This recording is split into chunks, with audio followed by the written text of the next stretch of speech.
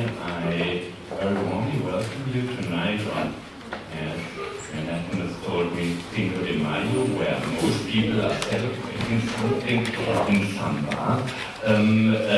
We are celebrating as well. We're celebrating the 200th birthday of Karl Marx, which for us is an extraordinary event. Almost 30 years after the collapse of the communist bloc of the Warsaw Pact and the reunification of Germany,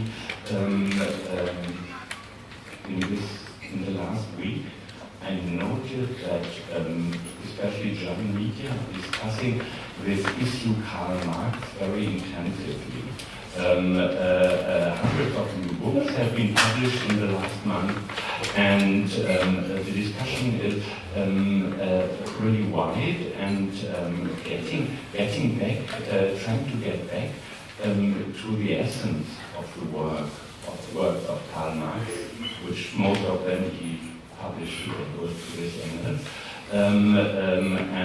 and bring it out of the struggle of the Cold War, where there were the pro-Marx communists on the east side and the anti-Marx capitalists on the other side, and all views on Karl Marx were narrow. Now we have the chance now to reconsider it and to analyze and examine the ideas of Karl Marx for the 21st century. And that's why we initiated this symposium here, Marx Now it is called.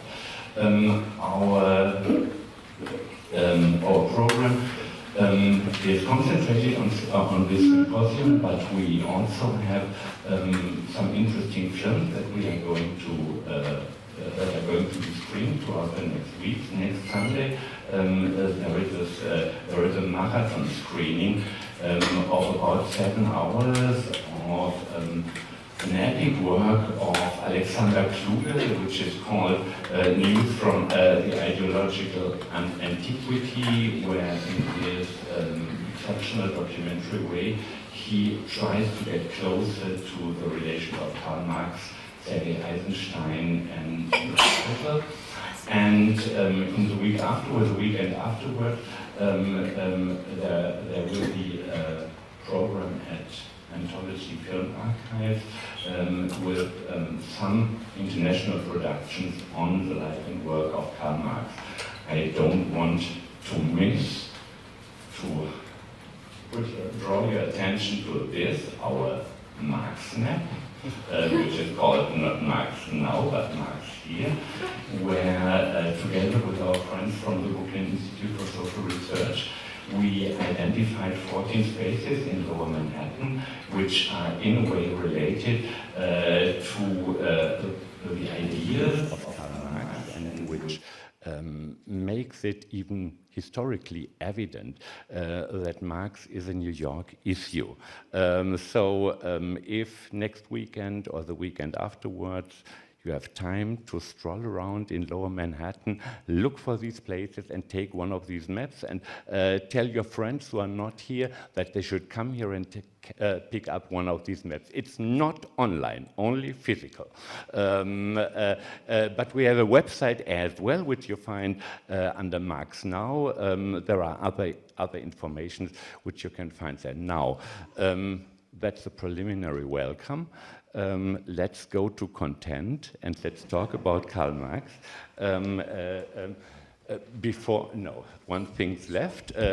Thank you to all the friends who helped us organize this program, especially the Goethe-Institut for Social Research, Anthology Film Archive, and the Rosa Luxemburg Foundation. And now it's your turn. Ajay, Singh, Chaudhary. Yeah, okay. He will introduce the panel. Thank you very much and enjoy the evening.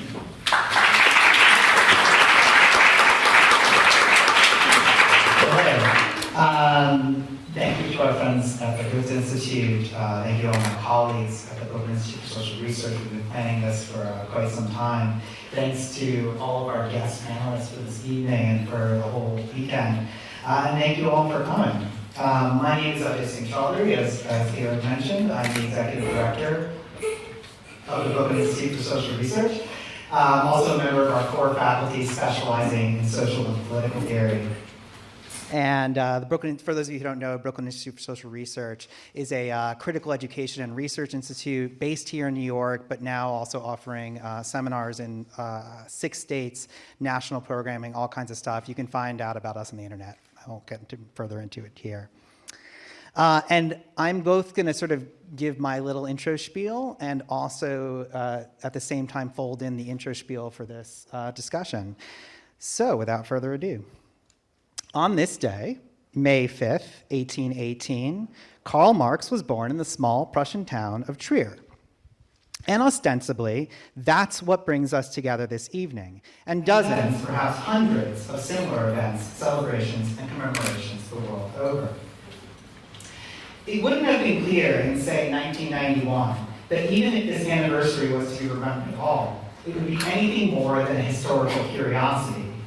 Once, the tradition of this dead German Jew weighed on the brain for the living, like a nightmare. But now we live in the sunny eternity of the liberal capitalist end of history. Forever and ever, amen. For nearly a generation of thinkers, activists, and politicians, 1989, the wake of the Cold War, Marx seemed to be a dead letter. Even for many on the left, Marx and Marxism, perhaps an embarrassing legacy to overcome.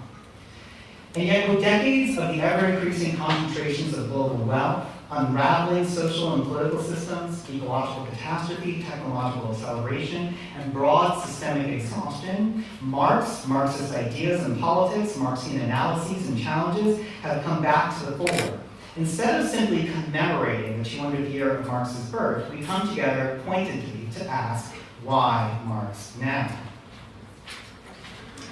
In this way, 1818 is not the only date that could frame this conversation. Just this past year, it was the centenary of the Bolshevik Revolution of 1917, and next year will be the 100th anniversary of the death of Rosa Luxemburg. Or perhaps we should be thinking of 1946, decolonization, the Chinese Revolution, or 1929, the Great Market Crash, the Great Depression, and here in the United States, particularly here in New York City, the Radical 30s. It's also the 150th birthday of W.E.B. Du Bois. It's a mere 70 years since Paul Robeson was blacklisted, 50 years since 1968, and just under 40 years since the right introduced its own new dream world for the end of the millennium and beyond. Unfettered freedom and incalculable political enforcement for accumulation and domination, test-driven in the third world and brought home to roost. As many late 19th century Marxists themselves had thought, the clockwork mechanisms of history had proven them right. It wasn't simply another political program claiming to be better. Rather, this was the judgment of history. There was no alternative. Since the financial crash of 2008, another year to consider, Marx has returned, not only to political and scholarly discussion on the left, but his hirsute visage quite suddenly graces the unlikely pages of the Financial Times and The Economist, or the Wall Street Journal and Bloomberg News. In the belly of the last cold warrior standing, a majority of adults under the age of 30 identify as explicitly anti-capitalist. A specter, it would seem, is haunting the world, whispering that perhaps there are only alternatives, that another world is possible, that far from ending, history is just about to begin. Is the old dying? Can the new be born? That Marx should be neither dogma nor dead letter is perhaps our gambit for this symposium. Over the course of this weekend's discussions and sessions on political identity, ecology, technology, economics, slavery, gender, aesthetics, policy, and more, organizers and scholars, activists and artists will probe just how far Marxian analyses, ideas, and politics can take us in the 21st century. And tonight, it's our task at this. Is Marx a dead letter? Why Marx now? Every one of our distinguished panelists has selected a bit of writing from Marx's corpus that they wager is vital or germane to our present moment. It is less than 200 years since Marx proposed that it wasn't timeless truths, lofty ideals, or eternal morals, but rather the simple processes of people seeking out the material wants, needs, and desires of everyday life, the shifting methods of the human branch of nature carving out our own natural niche that gave shape, form, and character to our world. Tonight, looking back to Marx's writings and each of our discussants' reflections, we'll see just how much life is left in these old letters yet. So, without further ado from me, and brief introduction of the rest of the panel, and we're still waiting for one guest, so I'm hoping he comes. And I'll do this in the order in which I think folks will speak, if that's okay. To my right is Drucilla Cornell. These are abbreviated. I think you can find longer versions in printouts. Drucilla Cornell is Emeritus Professor of Political Science, Women's Studies, and Comparative Literature at Rutgers University, a renowned scholar of feminist theory, critical legal studies, philosophy, and politics. To my left is Cody Akuno. He's the director of Cooperation Jackson, which is an emerging network of workers' cooperatives and supporting institutions.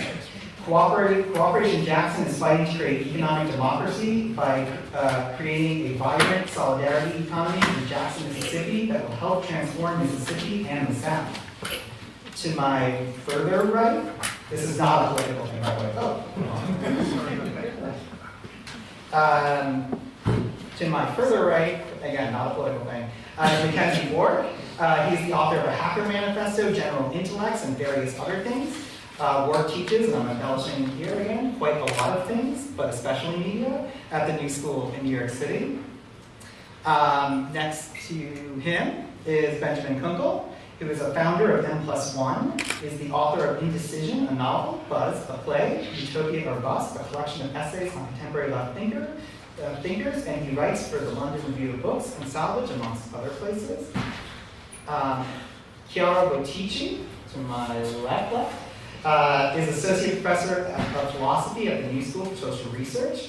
She is author of Imaginal Politics, Images Beyond Imagination and the Imaginary, A Philosophy of Political Myth, and Men and States. And finally, I could get my, thanks, sorry. Anwar Shaikh, who is right here to my left, is a professor of economics at the Graduate Faculty of Political and Social Science of the New School University. Associate editor of the Cambridge Journal of Economics from 2000 to 2005, senior scholar and member of the macro modeling team at the Levy Economics Institute of Bard College. His most recent book is Capitalism, Competition, Conflict, Crises. So, please welcome our guests.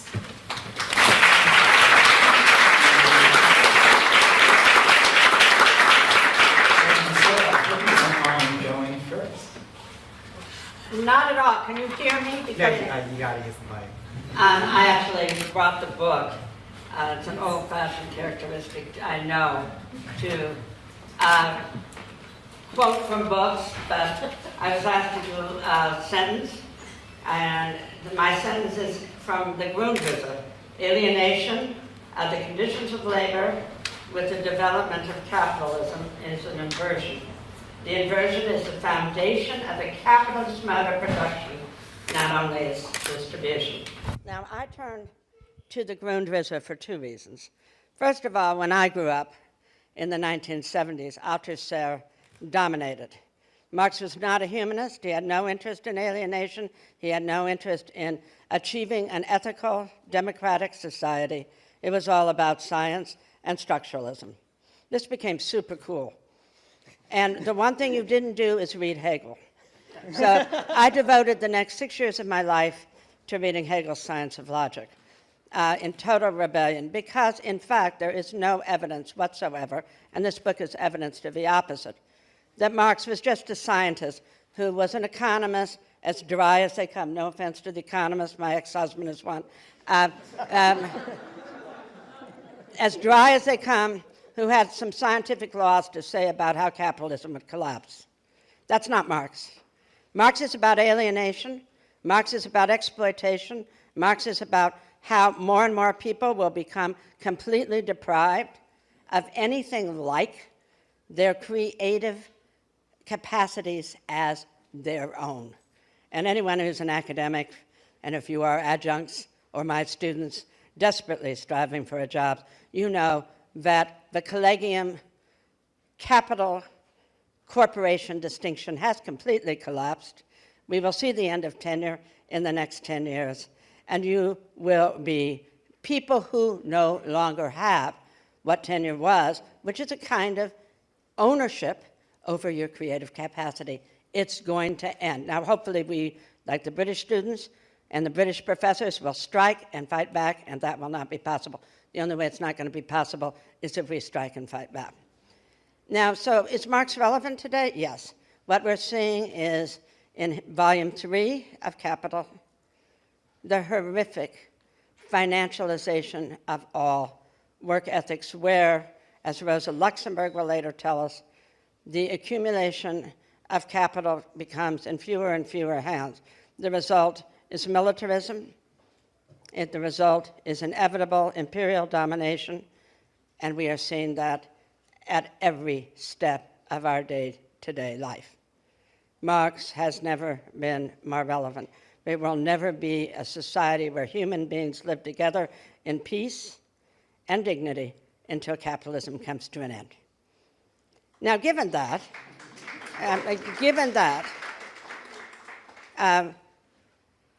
the scientificization of Marx, which the Grundrisse clearly shows never happened, is part of turning a revolutionary thinker into someone who can get you tenure at Harvard. As long as you don't think that, you can be really super cool and out yourself think and throw out a lot of jargon, and people say you're cool, But if you dare to say that you are a thinker who demands the end of the inhumane world we are living in, okay, you're going to be in trouble. But you know what? It's worth it to be in trouble. It really is worth it to be in trouble. I was kicked out of Stanford, fired from Columbia as a union organizer, arrested when I got my job back as from the National Labor Relations Board, a board we don't really have anymore. And I have no regrets. I did armed self-defense for the Black Panther Party. I had no regrets, and I became a law professor. And perhaps that is a sign of the cunning of reason. Why Marx is relevant to us is not just about the absolutely crucial analysis in the 3 volumes of Capital about why capitalism is inherently exploitative at the level of production. All theories of justice, with all the greatness and respect I have for John Rawls, are about distribution. They do not touch the complete re-engagement with how work and production and a world without the extraction of surplus value would be possible. And until we figure this out, and we're not going to figure it out in this room or me, we're going to figure it out in practice, we are not going to get to anything like socialism. As Rosa Luxemburg, who told us socialism lies in the midst of the future, and that's why we need, in any socialist claimed society, the most sweeping forms of participatory democracy, which would end anyone being thrown beneath the bar of what it means to be human. That's what Marx is about. That's what Marxism is about, and that's the future of socialism that probably many of us in this room are fighting for. The great utopian thinker Ernst Bloch told us that there's a cold stream in Marxism, and this is why nobody in his mind, the Communist Party, could answer Hitler. Because accumulated rage was for him exactly what takes place of a mobilized left that understands that that accumulated rage, unlike Hillary Clinton, is not about people being dumb, not about people not going to Yale, not about people not getting straight A's at Harvard. It's about people having no decent jobs. It's about the absolute destruction of the right to strike and the union movement that was the basis of this country, of what was called the quote-unquote middle class. And people don't have decent jobs anymore. They have no access to health insurance. As I'm sure many of you, I'm a single mother putting a child through college. what on earth does it mean for someone to pay $63,000 to get an MFA at Columbia University? My daughter was taken on the wait list. Thank God she didn't get in. Because the instructors don't show up, and 51 out of 54 students are demanding their tuition back. What does that say when that university has, I mean, of course they fired me as a union organizer, so I don't like it very much. But $10 billion endowment, and the president of that university makes over $5 million a year. Come on, guys, it's time to hit the streets and say we will not accept it anymore. And so Ernst Bloch says, when we look at the not yet of consciousness, the future, we're making it up. It's not something in the past. It's not something based in scientific laws. As he puts it, hope unfurls banners, but it's up to us to pick them up. Thank you.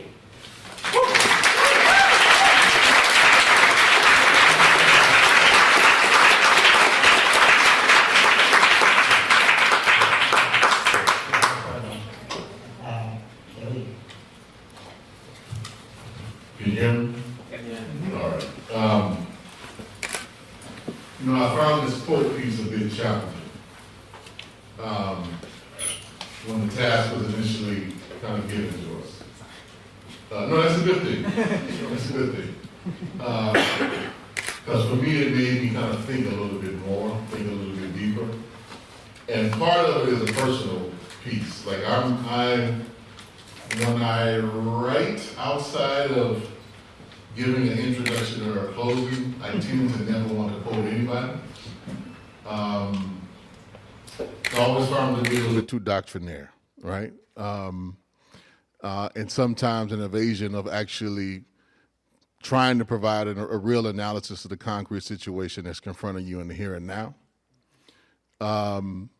So this made me kind of go back. And there's two things, there's two of them that really struck me that I thought would be somewhat relevant to discuss today, that is definitely relevant to my work in the work I'm trying to involve in to help transform the world. The first one is one I think most folks in this audience might know, which is the simple, labor in the white skin can never free itself as long as labor in the black skin is branded. I think I come back to that one because where significant sections of the Black liberation movement are now, I think, have somewhat forgotten this dictate. And we can come to that a little bit later, maybe sometime over the weekend. And then the second one, this is one which has really been an inspiration to me on a couple of different levels. And this is from the critique of the Goethe program. In the highest stage of communist society, after the servitude of subordination to the division of labor has disappeared, and with it the opposition between mental and physical labor, after labor has become not only a means of life, but the primary need of life, after each individual's productive power has increased with its all-around development and all the springs of cooperative wealth flow more freely, only then can the narrow limits of bourgeois right be wholly left behind. And can society inscribe upon its banners, from each according to his ability, to each according to his need. Now, that particular piece has always been an aspirational piece for me as to, what am I working, trying to build, what am I sacrificing for? And for me, it's always been a measure of kind of evaluating where, at least the era that I am a part of, that we are a part of, where it is relative to being able to meet all of society and human needs, and where this aspect of justice, where the gaps are between each one. I would argue that I think we've been at this place for most of, since at least the middle part of the 20th century. the ability to actually meet everyone's kind of basic material needs, that's been conquered some time ago.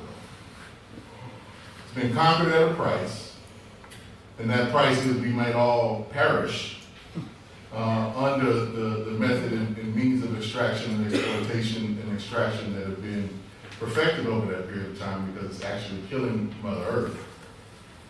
But the basic ability to be able to take care of folks' basic fundamental needs, that piece was conquered.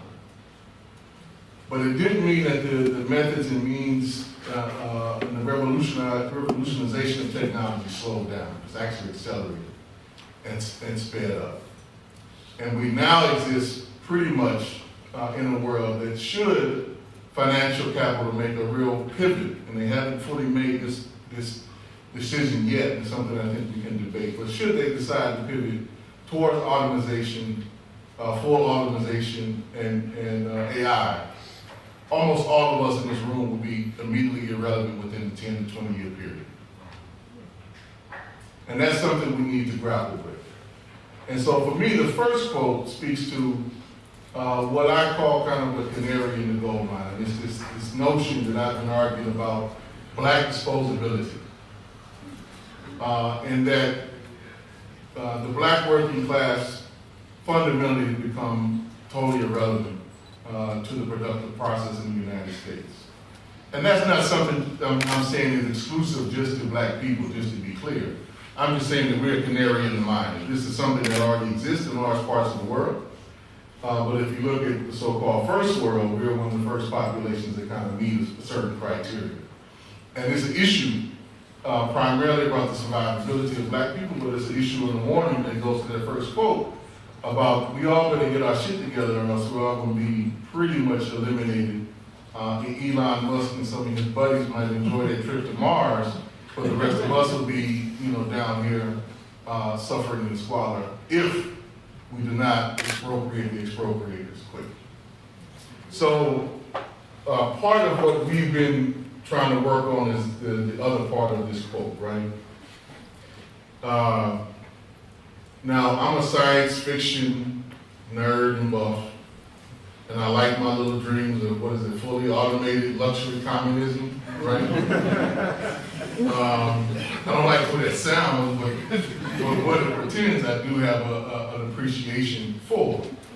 But the critical piece to me is we have to figure out, and I think we are at a place in human society, in human development, we can actually do production in a far different way. In a far different way. But we can meet material needs, but we can also reduce our footprint on the planet Earth at the same time, and also do some regenerative things. Now, it's going to take a lot of profound shift in our own thinking amongst the left, I think, to get us there. Then it's going to take a tremendous battle with capital to win who's going to actually direct the future of humanity. And for us, I think we have to settle on the fact that I would argue we either decide to win it or we settle on the sixth extinction. The choice is really that clear to me. So I don't mean to leave folks on a down note, but just to have a clear understanding of what our task actually is. I do think we have the capacity to do it. I just think there's still a certain level of clarity and urgency that is somewhat missing, at least from the organized left, to be able to be a catalyst, I think, to those folks who are the vast majority of humanity, which are completely enraged at the system right now. And I think not just waiting for a critical breakthrough, but waiting for us to catch up to the resistance which is already being mounted.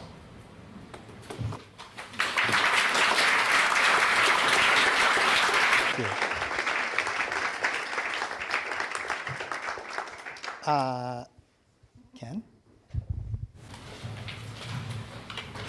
Thank you, Ajay.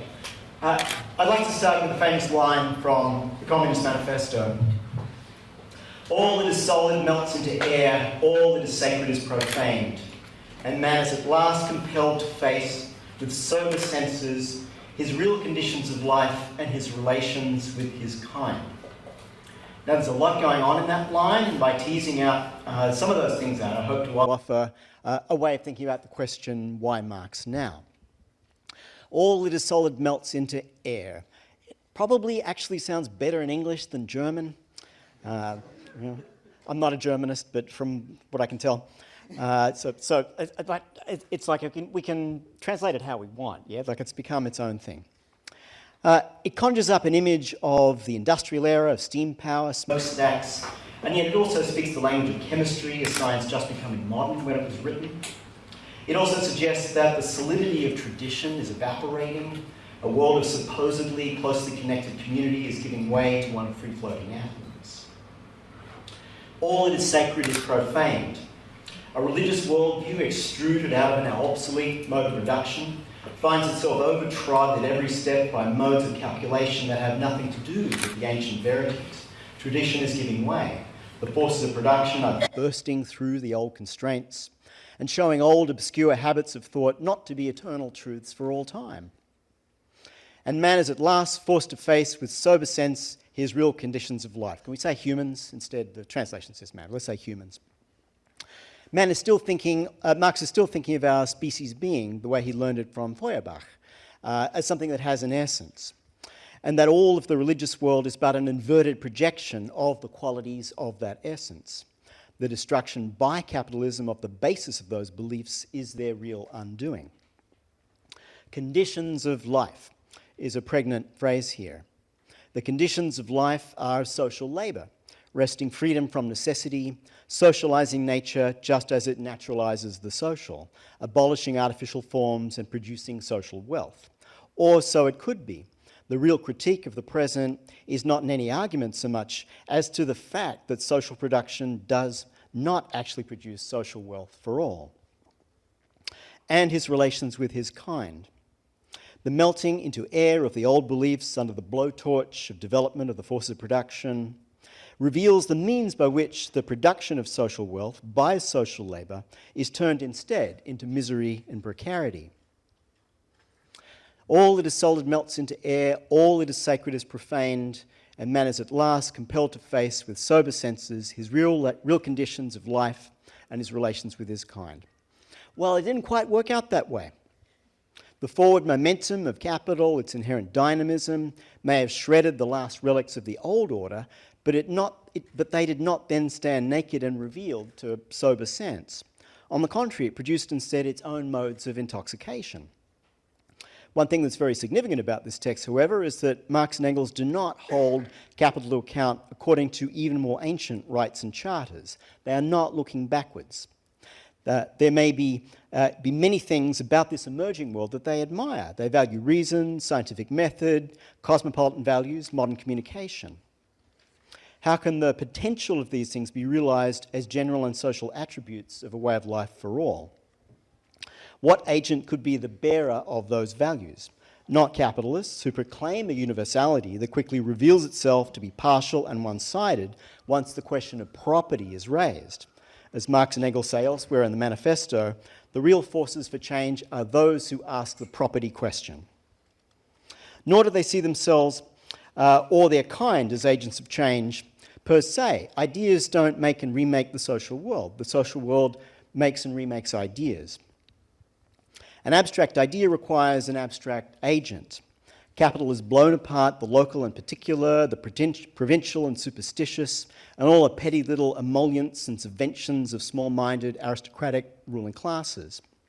But it's also destroyed the local and particular, the solid and unchanging ways of life of a peasantry. It's thrown them off their land into the Moloch maw of industrial labour. Now, with nothing to lose but its chains, labour becomes the potential bearer of an ever more abstract form. I have a small confession to make here. My loyalty is more to the working class than to Marx. I was raised in the labour movement. I was taught Marx at party school. Our Marxism was always a little vulgar, as you can already tell. I take the most enduring feature of Marxism to be this, the point of view of the working class.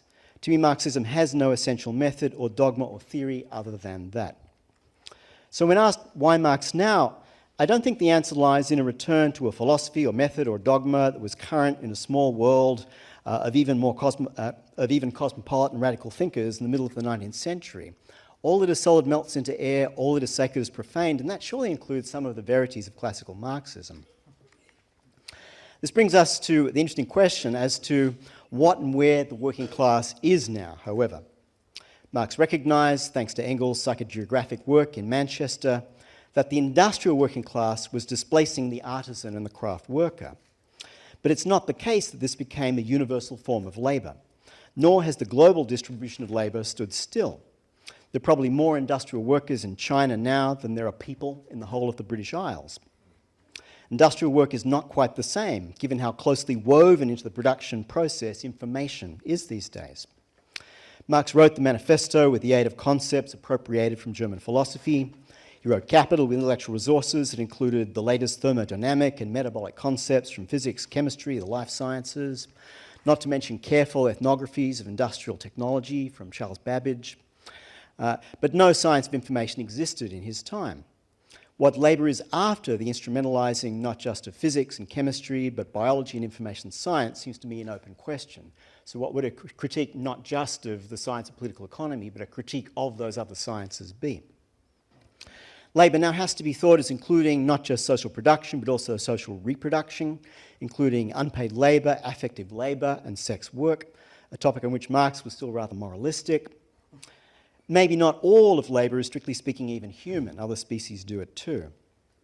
If labour fills standardised labour processes with content, perhaps we need a way of thinking also those whose labour is not to produce standard content but novel forms. So-called innovation and creativity are now commodified in quite novel ways. The enclosure of the information commons is a major front in class struggles of a distinctly 21st century type. But let's not forget that while the planet may now be made up of a majority of urban dwellers, many still work the land. The enclosure of the land proceeds in attenuated form. If Marxism is the point of view of the working class, high on its agenda remains the question of alliances with other exploited classes, not to mention tactics for negotiating with other classes. Not least the one most prone to the most small-minded kind of reaction, the petit bourgeois, sometimes rendered in vulgar but accurate English as the petty bourgeoisie. Lastly, all that is solid melts into air has acquired an unintended connotation. Think of the smokestacks and that image, think of the smokestacks that image directly invokes. Melting into air vast quantities of carbon, enough to tank the whole climate system. Marx had no inkling of this in the 1840s. But by the time he was working on Capital, however, he's starting to think about what he called metabolic rift. He read the earth science of his day. He understood how commodified agriculture was a maker of deserts and that this had a geochemical basis. So that's where we are, and that's why Marx now, the peculiar form of dynamism of the commodity economy, treats both labour and nature as disposable things to be consumed in the production of exchange value and for the extraction of a surplus by a ruling class. We see clearly how this enervates and disorders the working class, how many hideous forms of physical injury, but also with mental confusion, anxiety, depression. Well, if you think your job is fucking you up, just imagine what it's doing to the biosphere. So to rephrase the old clarion call, beings of the biosphere unite.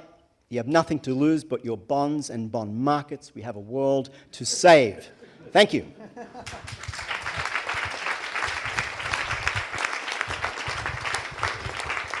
Thank you, Ken. Next up, Ben.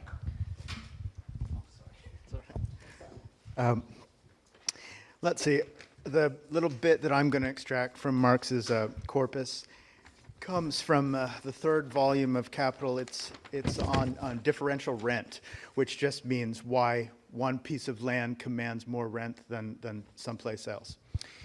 And Marx says, from the standpoint of a higher economic form of society, private ownership of the globe by single individuals will appear quite as absurd as private ownership of one man by another. I think chattel slavery will continue to seem to us even more obscene and absurd than private ownership of land. Nevertheless, I want to talk about private ownership of land, or of the globe, as Marx significantly says, as being obscene and absurd in its own way. I think it's significant that he says the globe, not land, because of course it wouldn't be surprising to us if someone said, well, I'm a landowner. But if they said, I'm a globe owner, you'd think, what the fuck? Where'd you buy that? And yet, of course, we are in a situation like that where there are essentially private owners of the globe. And that's to say, they own these parts of the globe from which they can extract mining rents, having to do particularly with fossil fuels, that end up affecting what the rest of the real estate on the planet looks like very much. So Marx, in this little chapter, says, basically differential rent exists in two forms. There's the form that comes from ground rent, which is pure location. And I think we certainly should recall the perversity of ground rent. Ground rent, that's to say, like, it doesn't have to do with there being anything special about this bit of land, which is to say that there's a waterfall in it or an oil basin in it. And it's interesting. So Marx has various critiques of this. One of the problems with private ownership of land in this sense is simply that it doesn't encourage the productive forces to develop very quickly, because you can be absolutely passive and just sit around and collect your rent. And I find it interesting at this particularly decadent moment of capitalism that we have in the White House the scion of a owner of real estate who himself is a corrupt real estate tycoon and whose daughter is married to another person of the same species, Kushner, that is to say. And so, I don't want to say anything good about industrial capitalism, but, at least it does develop the forces of production. Whereas, simply being a rentier does not. Did this thing just turn on suddenly? I hope people heard what I had to say earlier. It was very good. It was plagiarized. And then, the second aspect of, and Marx talks about, the particular perversity that is involved with these differential rents they're often just like an exploitation of pure poverty. And as you know, probably from reading things like Planet of Slums, the highest rents in the world are not paid by people who live in palaces, but they're rack rented out of people who live and are sleeping, 8, 10, 12 to a room in slums. And so Marx says, what does he say? He says that it turns out that, this can turn basically slums into more valuable parts of land than Potosi in Bolivia, the great silver mine that, produced so much of the kind of primitive accumulation of European capital. But Marx does not neglect either mining rents, that's to say the rents that come from some specific feature of the land, its greater agricultural productivity, deposits of petroleum or copper or silver. And I think we should think particularly about the problem with mining rents right now, which is to say that obviously they're, often now these things are formally nationalized or socialized, but of course the rents themselves go through concessions to various private corporations or state-owned companies like Saudi Aramco or whatever. So then, between the two of these things, they both tend towards enormously differential outcomes. Differential rents produce very differential outcomes in the sense that you've got some areas of the earth that, because they're owned by certain people and not by others, are absolutely laid waste to, wrecked, poisoned. People end up with very high rates of cancer or something if they've got pesticides sprayed all over them. And then other people don't have to suffer the consequences of these, or because of private ownership of land for residential purposes, can merely essentially flee to higher ground. That's to say, go and buy real estate in New Zealand or whatever. You've got an enormous sort of industry in terms of the buying of passports that's taking place right now. So these things are possible because of something that we take for granted, which is that somebody can just say, that's my part of the globe, I own it, and I don't care what it does to the rest of the globe. And in fact, the reason I don't care is because I own this other part of the globe in New Zealand, where I'm safe from all the consequences that will befall the rest of you. Good luck with that. So what Marx goes on to say in this passage, I guess because maybe the mic wasn't on, maybe I should quote the original line. Let's see, where is this business? So Marx says, I should have typed it out neatly like everyone else did theirs. Excuse me. It's gonna be quite good.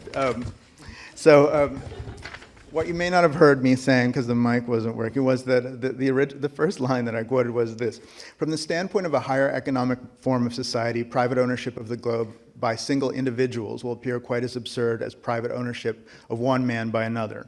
He goes on to say, even a whole society, a nation, or even all simultaneously existing societies taken together are not owners of the globe. They are only its possessors, its usufructuaries, that is to say, people who have the use of it for the fruits of the place, but they don't own it. Like boni patres familias, pardon my Latin, that is to say, good heads of households, and which reminds us that the oikos in economy and in ecology has to do with the household. Ultimately, the household is the earth. Like good heads of households, they must hand it down to succeeding generations in an improved condition.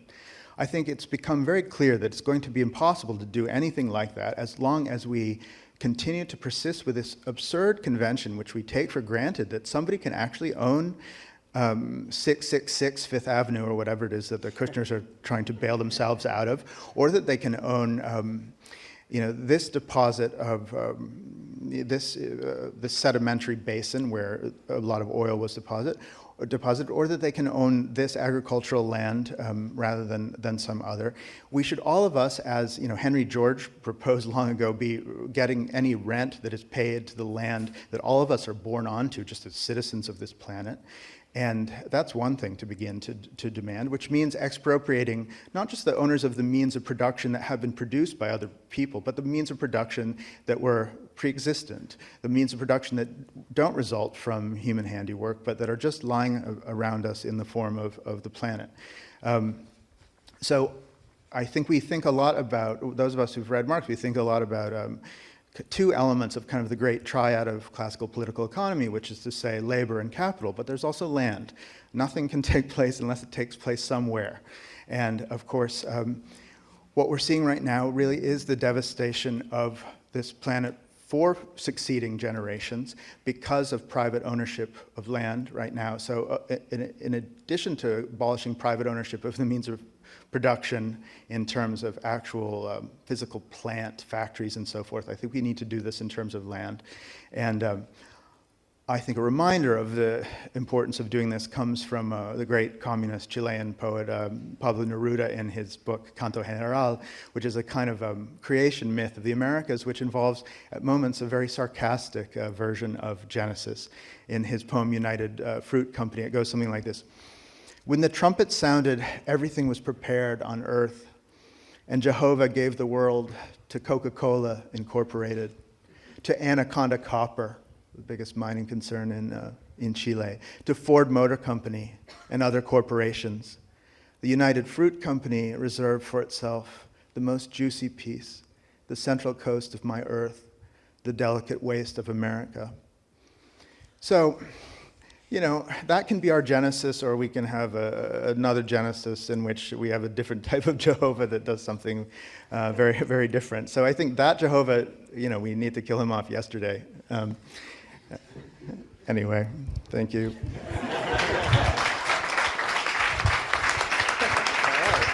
Thank you, Ben. Chiara. I would like to begin by performing what is elsewhere called the acknowledgement of the country.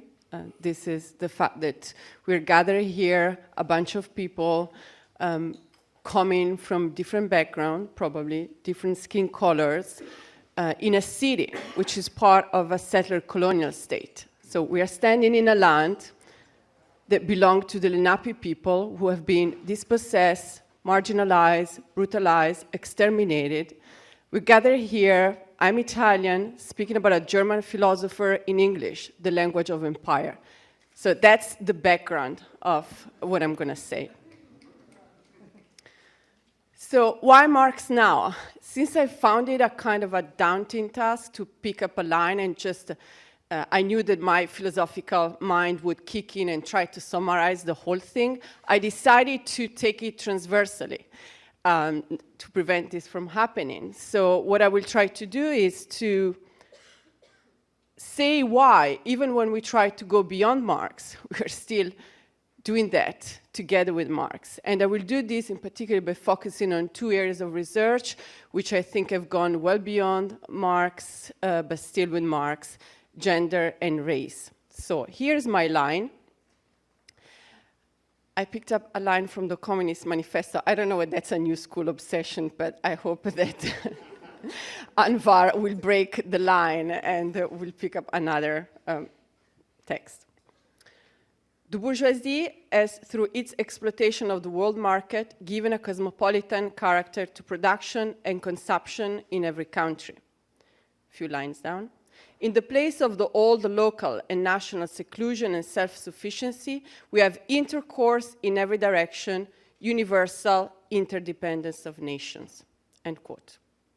So I would like to build on this line and these words and try to show how in the recent theories about so-called coloniality of power, the very building blocks of Marx's analysis of capitalism keeps recurring and recurring, even when Marx is being criticized for his own Eurocentrism.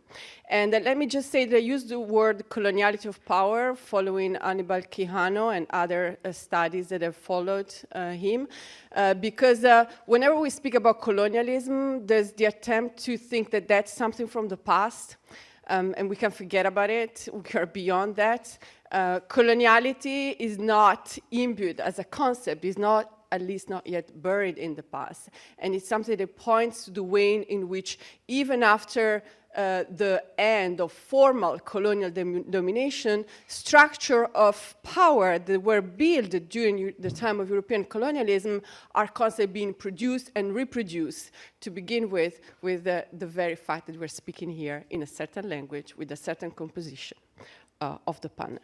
So according to Quijano, who is a Peruvian Marxist thinker, unfortunately he's written mainly essays, so is not, I think, as widely known as he should be, we cannot understand the range and depth of Eurocentrism without keeping in mind how, since the very beginning of modernity, the affirmation of a capitalist world system went hand in hand with the emergence of the concept of race, understood as a tool to classify people. And it's something to remember, to think about bodies scattered around the globe in terms of races, in terms of different colors that have the function of propping up whiteness as the norm, is not an a priori of human mind. Okay? Has not always been there. We can trace its genealogy, and it's very much the genealogy of capitalism. So, this does not mean that racism and discrimination did not exist before. It means that it is only with the emergence of a global capitalist system based on an international division of labor that separated the center from the periphery that the modern concept of race, with its specific biological and hierarchical connotation, became hegemonic worldwide. Right? So all the different colors just to prop up whiteness. Quijano and others after him carefully reconstructed the way in which, during the invention of the Americas, mainly focusing here on the Americas because we are on this side of the Atlantic, talking about Marx, racial classification was first made understood in terms of the conquistadores' Christian identity, and then progressively assumed other connotation. So at the beginning, the main opposition was that between the Christians versus the Indians or the savages. But then later on, skin color, which is still very much present with us, became the phenotype to classify people. Now, again, this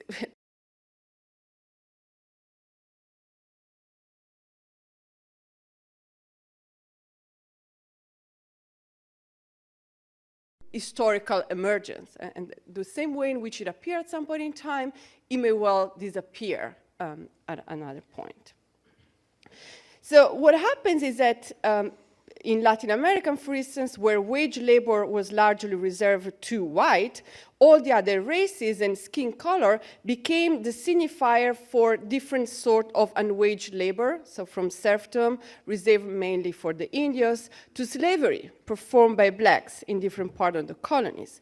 In Anglophone America, that's where we live, Native Americans were only marginally reduced to serfdom and were rather mainly exterminated or pushed into reservation. So wage labor was largely performed by massive immigration of white settlers, probably the last one to come, and black became the signifier for slaves, and thus for those bodies whose labor could be extracted for free.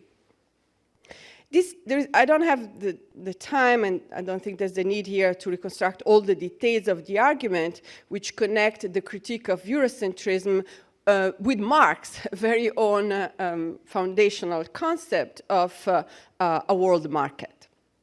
The main point to emphasize is that since the moment when European colonialism reached the entire globe, and despite all the differences in context and epochs and timings, the modern capitalist division of labor on a world scale has been and still remain intrinsically linked to the concept of race and its relative apparatus as one of the most important tools for labor control.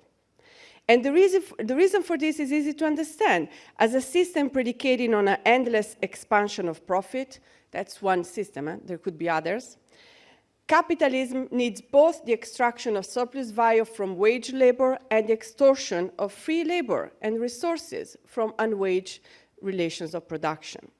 Notwithstanding all the changes, all the accelerations, all the melting in the air we have heard about, we're still living in that scenario.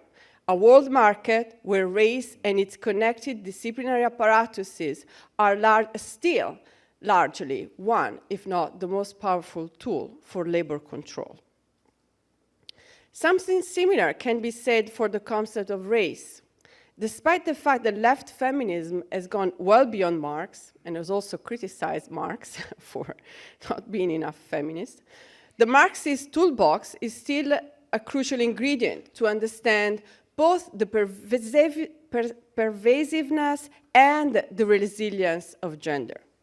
Particularly at a time when feminism has been criticized as mere white privilege, when the emancipation of some white bourgeois women can indeed happen at the expenses of further oppression of the brown bodies that replace them in the reproductive labor, it seems to me that one cannot but build from an analysis of the international division of labor and of the way in which the dividing line between productive and reproductive labor is constantly being resignified in different contexts, but also constantly being reproduced. As Marxist feminists have been pointing out for quite some time, together with race, capitalism also needs a gender division of labor because, to put it bluntly, it needs women to believe that they are fulfilling their womanly nature when they cook dinner or wash the clothes of their husband. Along with the extraction of surplus value from wage productive labor, capitalism needs the extraction of reproductive labor for free, that is, via the denial of the status of work. So the coloniality of power, which I tried to very briefly sketch above, is inseparable from what Maria Lugones called the coloniality of gender.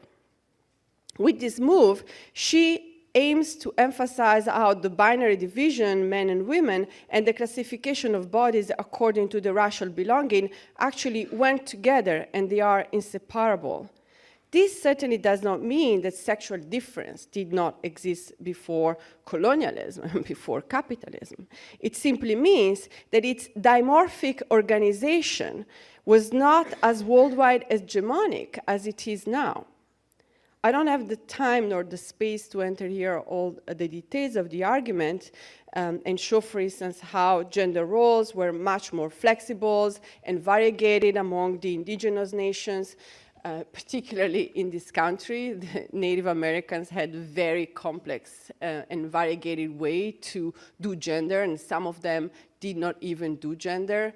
certainly not in the way we are used to think about. The Yuma people attributed gender on the basis of dreams. So if you are dreaming about hunting, for all the purposes of social life, no matter what your genitalia were, you would still be a man, and vice versa. If you were dreaming about remaining in the village and taking care of children, no matter what your genitalia or what your alleged appearances were, you would still be a woman. Now, we tend to forget that this was there because we're now so used to gender dimorphism that all of this has been eclipsed, even if it's still surviving and fighting, pushing back in some way or another. So I'm saying all of this because I would like to point to the fact, as I said, transversally, that even when we are trying to go beyond Marx, and I think it's important that we keep doing that, we're still building from some of his most important concepts and building blocks.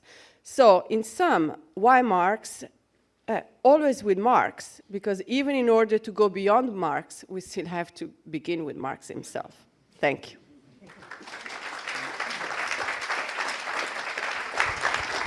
All right. Anwar, please. Thank you. Let me begin by apologizing for my lateness. I was stuck in traffic 3 blocks away for 20 minutes. And the only reason I didn't run is because I broke my leg. And that leg break put, this is my quote from Marx, put a check on my pretensions. Now, that quote is actually from Volume 1, Chapter 25, in the discussion of the Reserve Army of Labor. And what he talks about, which is the key thing, the theme of my little discourse here, is that when capitalism has a situation where unemployment falls, the labor market is tight, workers feel strong, wages rise, then profitability falls. This slows down growth, slows down the demand for labor, and the reserve army swells again. The gates, floodgates that hold back immigration, all that are open. We know this historically. So you get back a pool of labor, and this is where Marx says this process puts a check on the pretensions of workers, of labor. Now, the key thing here is that this highlights the fact that capitalism is a system in which actions produce reactions, and they channel and limit what can be done within the system. Profitability rules the system. That's absolutely clear. We don't have a vaccine for malaria. It's not profitable. We have millions, if not billions of dollars spent on plastic surgery because it is profitable. So we understand totally that that's how the system operates. Sorry. So I want to tie that to my particular interest. I'm an economist, and I'm proudly so. So let me say that right away. Getting to socialism is vastly harder than getting to Mars. And that's something you have to remember. And the one thing you do not want if you want to go to Mars is to have people who are fervent, know a little bit about physics, know a little bit about geology, pack the rocket with stuff, light the fuse, and let's go. Because you won't come back. In fact, you probably want to get off the ground, but you certainly will not come back. And that is because understanding how to do a difficult task requires you to understand how the basic principles translate into concrete actions. You forget to put that screw in, or you don't know that that ring doesn't handle cold very well, which happened in the Challenger thing when they blew up the whole spaceship itself, killing people. Somebody will pay the price for that ignorance. And so that brings me to the second point, which is that this explains why Marx spent so much of his life and energy writing his damn work on economics, which he called also his damn work on economics. And he thought that he had original plan was 6 books. And of that, the first book was going to be called On Capital. And he didn't even finish the first book. Then you have 3 volumes of Capital. He didn't even finish that. He only finished 1 volume. And at the end, he realized his task was really beyond his time. He was ill, desperately poor, And so he said, I hope to write out the 3 volumes of Capital and leave the rest to my followers. Well, he didn't finish that, and there's a hole in the key analysis of how capitalism works, and therefore, what happens if you intervene in capitalism. It isn't enough to be militant. It isn't enough to be fervent. It isn't enough to be on the side of the working class. If you do things that harm them, they have a right to turn away from you. And this is a concrete issue. Brazil, Argentina, what happens if Corbyn wins in England? Is he just going to pump up the economy? How does that work? What's the theoretical basis for that? What's a concrete empirical basis for that? I would argue that Marx actually tried to lay that out in Capital, but it's there in bits and pieces. And quoting Capital is not going to help you with that. You have to try to trace the logic of that. You have to trace the concrete expression of that, which changes over time because capitalism is an evolving system. But you have to understand how that relates to his original arguments. I have an enormous regard for Marx. I think he is the greatest thinker in that century, possibly in modern times. But he did not finish his damn work. And our understanding of that has to take this into account. How do you take it into account? Well, you have to see how the logic holds together. Suppose, let me make this more concrete here. Suppose that you were asked by Jeremy Corbyn, look, we're about to win Labour. What do we do now? One answer people give, well, support the worker. What does that mean? Raise wages? Well, what are you going to do about profits? What are you going to do about international trade? What determines exchange rates? What is the feedback effect on that on employment? What if you raise wages and workers lose jobs? What if you lower wages and workers gain jobs, as Reagan did? Then he got the support of the working class. And it wasn't just smoke and mirrors. Look at the data. You actually got a rise in employment, and people were very grateful for that because high wages for some does not mean high wages for people who are unemployed. Now, if we don't understand how this spaceship of the capitalist economy works, if we just substitute our fervor for that understanding, then the cost of our mistakes are borne by workers. They don't hang leftists these days for making that kind of mistake. I mean, in the old days, if you're an astrologer and you said, something's going to happen, you get it wrong, they pretty much punished you, and sometimes they hung you just to sort of pass the message along. Economists don't get hung for being wrong. Social scientists don't get hung for being wrong. Maybe political militants do, but that's because they were right. The difference is we really have to pay attention to the burden of Marx's work. And I don't mean that in a bad sense. It's a burden because it has to be taken seriously, it has to be taken holistically. I don't like quotes from Marx, mainly because it allows you to dismember what is in fact a whole. And I understand that quotes reflect an aspect. That's perfectly fine.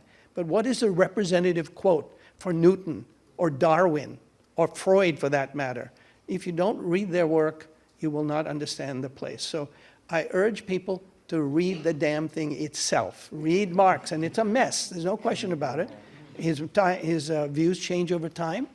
And you have to understand that, and people explain how that is. He started off a believer that wages will go down to subsistence because he started from Ricardo, and then he turned against it. He started off opposed to the labor theory value, then he turned towards it. If you don't know that, you get these quotes will be incoherent. Because any great thinker learns over time, learns from their study, and no one studied capitalism better than this man. This man and Engels too, by the way. I want to end by saying that I went to Manchester. And I went to the Chatham Library, and I saw this room with a little table and 3 windows with leaded glass, and you could look out. And on the room, on the tables, were the books that Marx and Engels were studying when they wrote the Communist Manifesto. That is as close as I come to religion. Wait, what books were that? Thank you. I really want to know what the books were.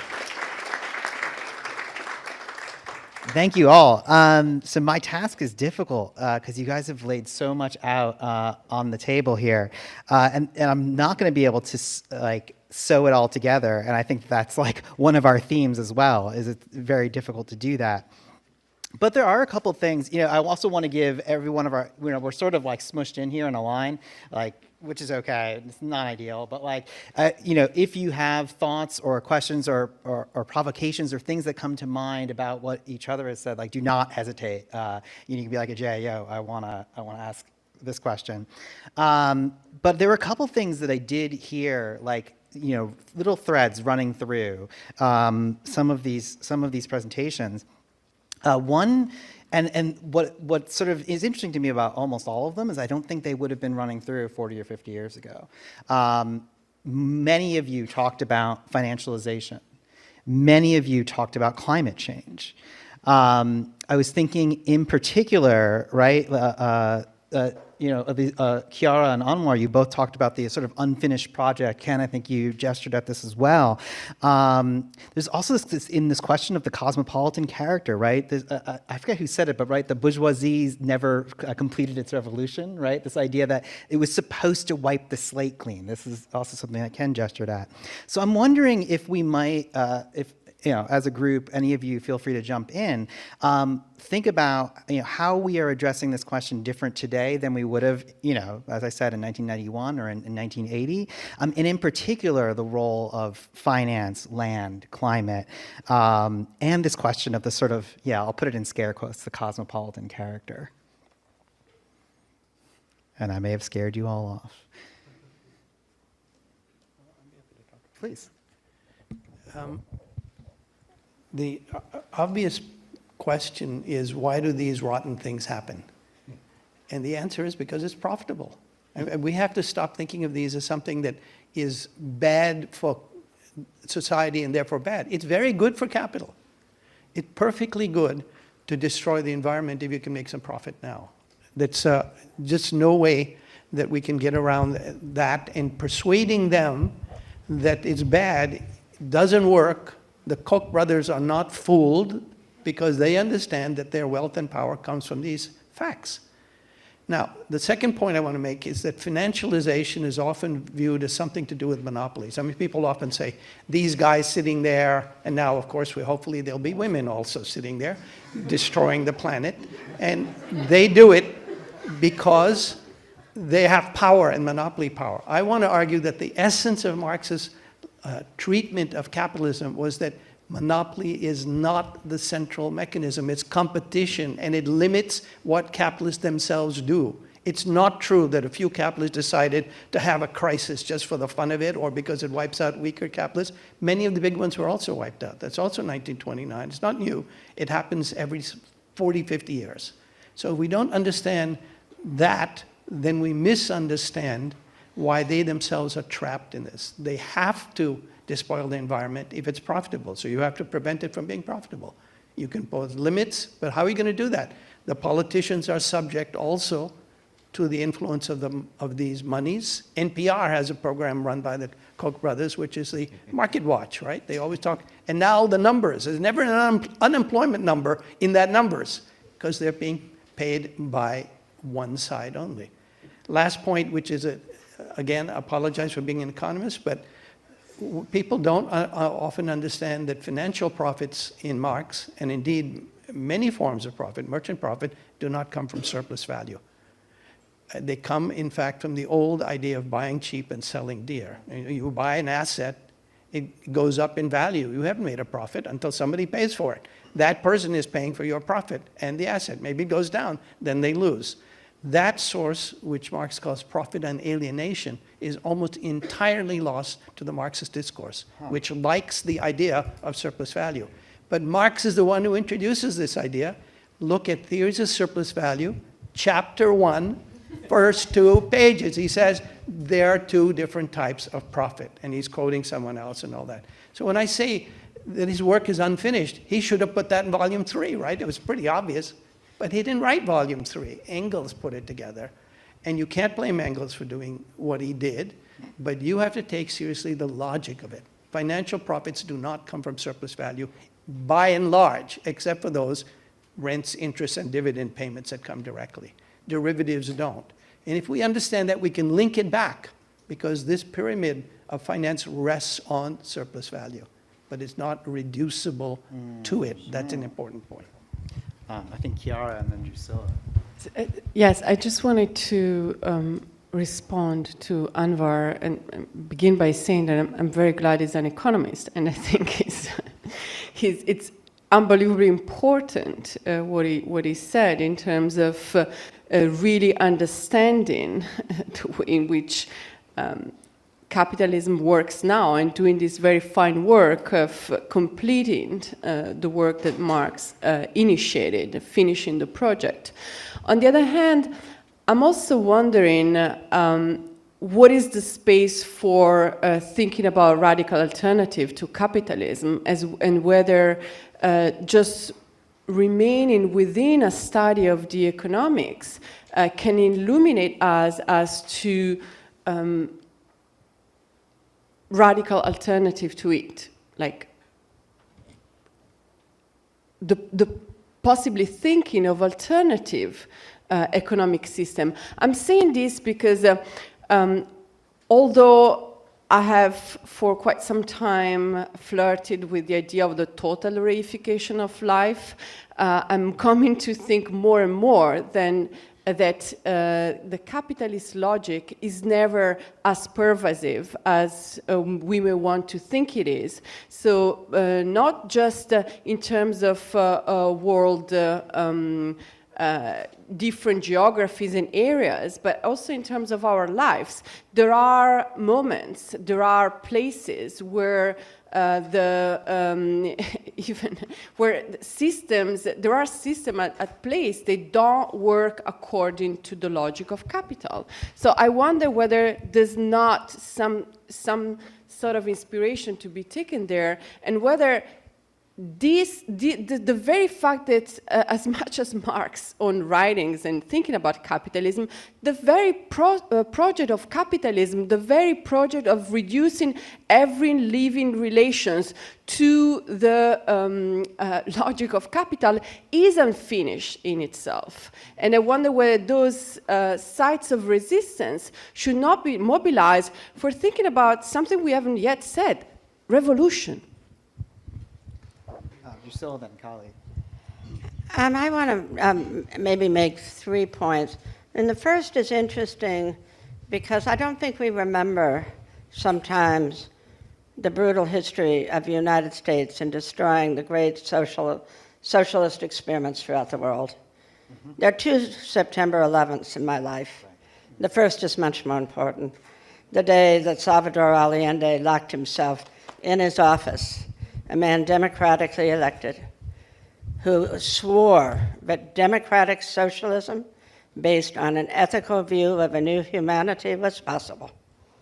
And in that brief year that he ruled, he engaged in so many experiments, including different ways of expropriating the expropriators. And we don't remember them. We don't think about them. This is, I think, both of your points, because they didn't die with him. His last words, as he had to have a joking conversation with Fidel Castro, who gave him an AK-47, "I will never use this gun." He said, "It looks like I'm going to use it. So you have to teach me how." Were the following: "I died today because I will not surrender the dreams that we have realized materially in a democratically socialist Chile. I die today, but the dream of a democratic socialism does not die with me. I die today so that dream does not die." We need to remember Allende's words. And many of us think September 11th is when some people from Saudi Arabia drove their airplanes into the World Trade Center. That's not my September 11th. My September 11th is when Allende stood by that dream. Now, he did so many interesting experiments of collective ownership, of different forms of expropriation, of new ways of thinking about how to expropriate, of different ways of deploying technology. And we haven't built on them. Then we have Nicaragua, we have the Sandistas. Of course, you know Henry Kissinger said when Allende was elected, we are looking at the face of a dead man. So the United States' intentions towards Allende were clear from the beginning. And that's all history. Now, you know, as a citizen of the United States, something I'm constantly trying to escape, I feel the weight. I feel the burden. I feel the blood on my hands. Because we're citizens of this country. Our country went into another country and overthrew that government. Not when we did it in Nicaragua, and we did it in Iran, and we would have done it in South Africa. Now, why didn't we do it in South Africa? Because we found the English and the United States, Nelson Mandela. And he, after 27 years in jail, had completely capitulated to neoliberal capitalist organization of the economy. There was something called the Reconstruction and Development Program, but it was a fraud. And my friend, comrade, who recently died, Sampi Turnbull, developed a whole, based on Allende, social democratic program, at least social democratic program, thinking he was actually working with a program that might be initiated. It never was. And what did Mandela do? He systematically demobilized all of the mass movements that had overthrown apartheid. And that's why, and I want us to all take a moment and remember her, Winnie Mandela divorced him. No, not because she was having an affair with a lawyer. No, because she could not love a man who was selling out everything she had stood for through torture, imprisonment, her children being taken away from her. No, she stood for the voiceless throughout this struggle and the mobilization of the people, and she would not allow for the demobilization, and she stood with Chris Hani. We will mobilize a socialist economy. That's why Winnie divorced Nelson Mandela. Not because she was a bad wife, and not because she was a slut, if you'll forgive my French.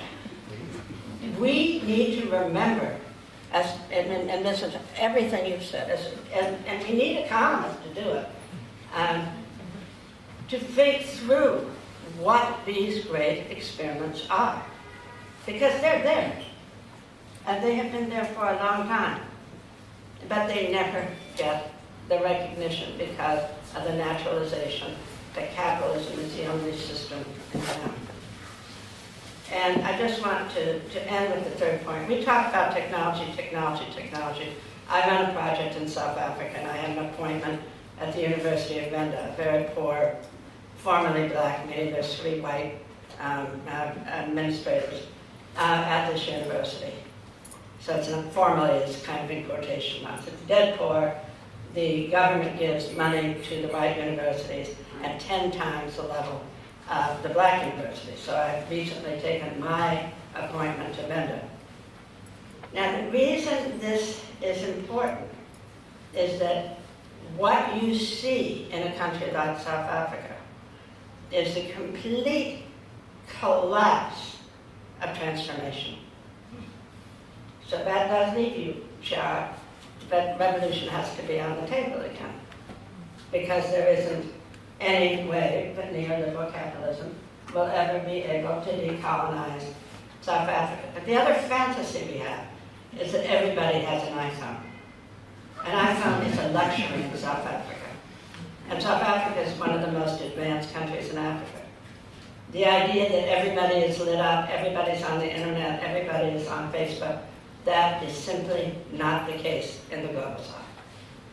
It is a great privilege to be able to have access to that kind of technology. And so when we speak of technology, we have to remember the huge differential between the United States, where we can be constantly diverted from revolutionary struggle by being on Facebook, and other countries that have zero access. When When the students went on strike and shut down the universities 2 years in a row, the only way they had the internet is to be in the library. And so the administrators shut them out of the library because they knew that the black students would have no access then to any of the work and technology they needed to do their exams. So I think we always have to remember that the technological fantasy is part of a global network that systematically disadvantages folks. Okay.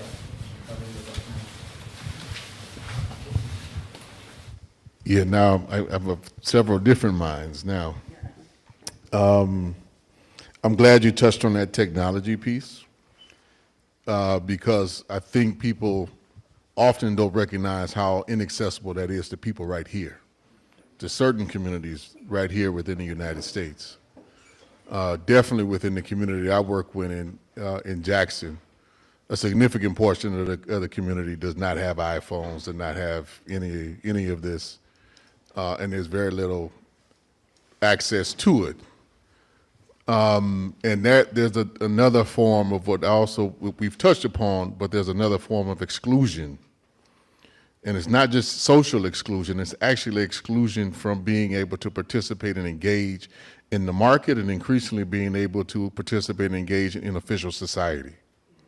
And that's a critical part of what is taking place right here within our own confines, right? So that's a critical piece so for me, I think what we're trying to articulate in regards to what you all are talking about alternatives is in some respects, we're trying to do some innovative work, some dreaming work, some alternative building work in what we call community production.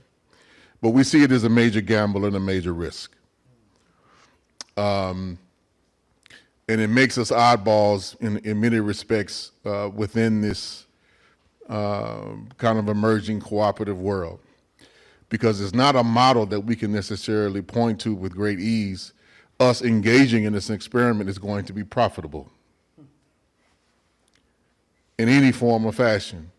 But the question winds up being outside of profitability, at least in our direct community, can we afford to be excluded from the development of this technological pace and orientation? Which is a different orientation than saying we have to make sure that this business enterprise is profitable. Can you afford to be excluded? If you have some elements and the ability to exercise a democratic choice to engage in doing or engaging in developing these kind of productive forces. So even my point to try to make the connection is that even when we dream, and I'm one that thinks that is trying to encourage folks to always look towards revolution, to never take that off the agenda, to dream and to dream the big. Anybody who knows me, and I try to dream far beyond what I know I can do. But I think it's a goalpost and a goal mark and something that keeps folks energized on making and owning their own agency as opposed to being confined to the limits that they are normally constricted within. But then we have to recognize there is a serious gap around actually knowing what the hell that we're doing. And that is a critical piece that I know, at least within Cooperation Jackson, we're confronting. And one of the things that, there's 3 of us now who, it sounds crazy, but I think the only thing that we can name it is we're trying to figure out how do you make an anti-capitalist business model? Right? How do you do that? And how do you do that with the premise that you're going to do business not only in a way that not just distributes the surplus or distributes the profit, but you're going to do it in a way which is as economically sound as possible, ecologically sound as possible, which automatically threatens in our system, automatically threatens your bottom line. So there's still some technical pieces to how this thing actually functions and works that I don't think we fully have a grasp of within the left, and I think a lot of our practical projects suffer for a lack of it.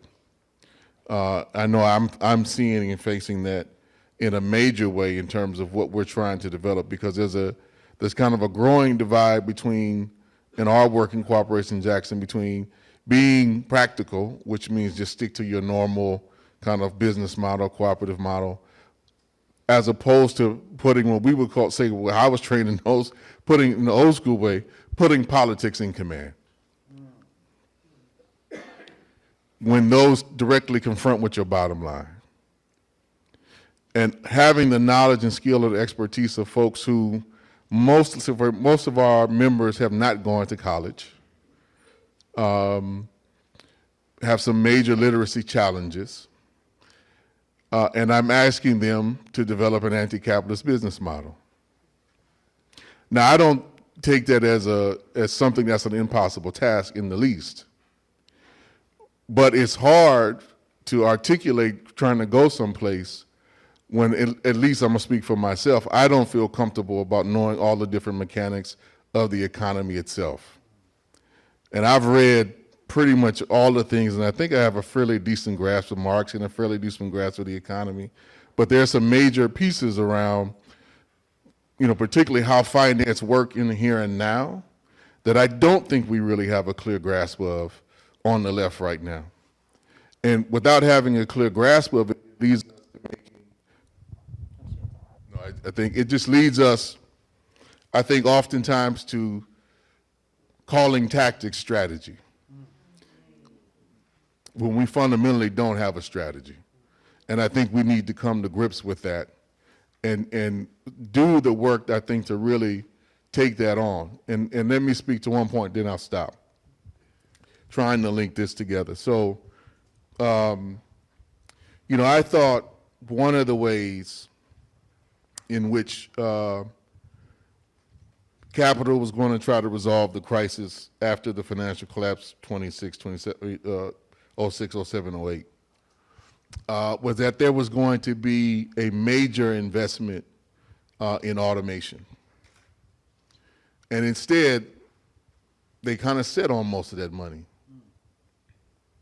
And the things that have been, to me, at least in my analysis of it, the thing that they've done the most is not so much invested in automation. They've done more of an investment in AI. And that is a piece, I think, that we need to examine, which is about this, is there a shift in a transition in the overall process of accumulation, which is more about social control than it is necessarily about profit at this particular point in time. Because what they've mastered is all this technology to surveil and track us and to monitor us and to come up with algorithms to monitor and predict our behavior. Like, that has been where the greatest investment is. And it's a way that it's done to such a degree that we all willingly participate in it.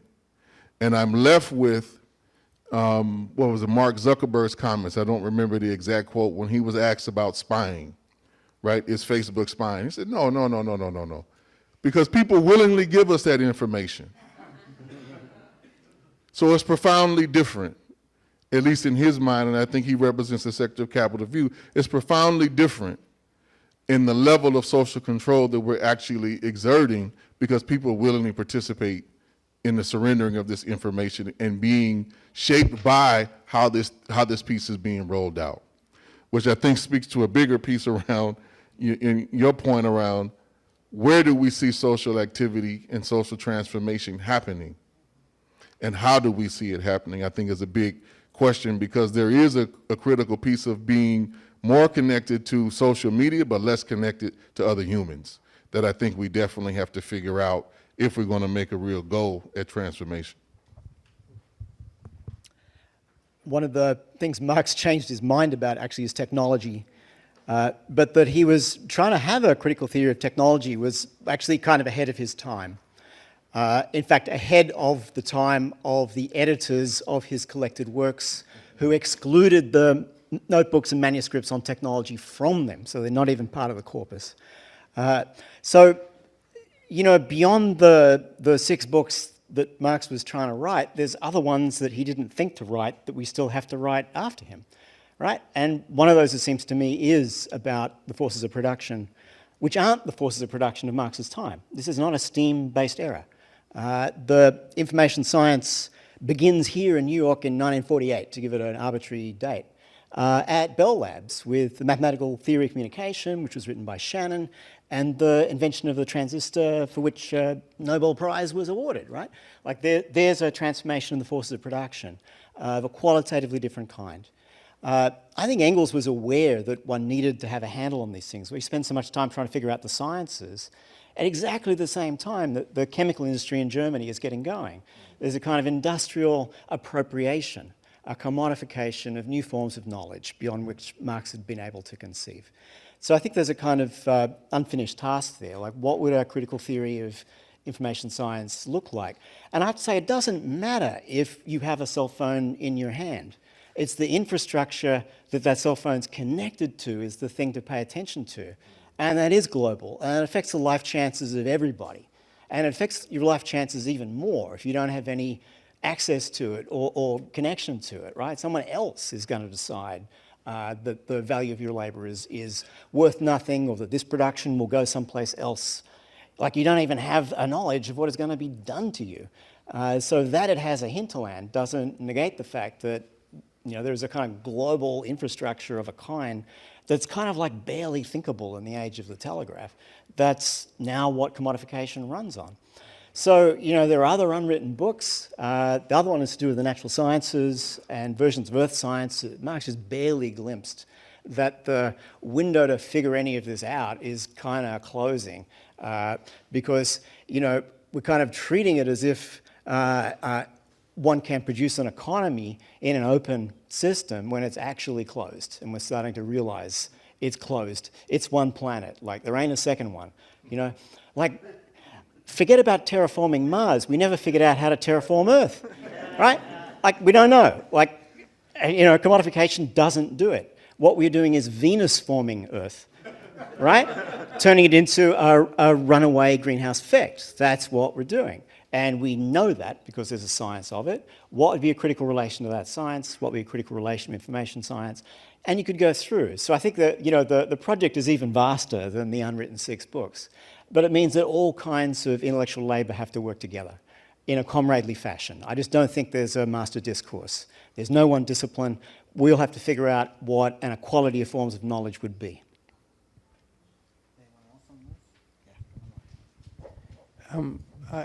I want to come back to a theme because it may have been misunderstood. My opening remarks were my belief that socialism is much harder to get to than Mars or Venus or whatever. But then, why would we want to know what the Earth is like if we're planning to go to Mars? Right. And the answer is that we don't know what's on Mars. And if we don't understand what's on Earth, we'll be utterly unprepared, even more unprepared than our ignorance would allow. We need to know as much as we can in order to go to someplace unknown.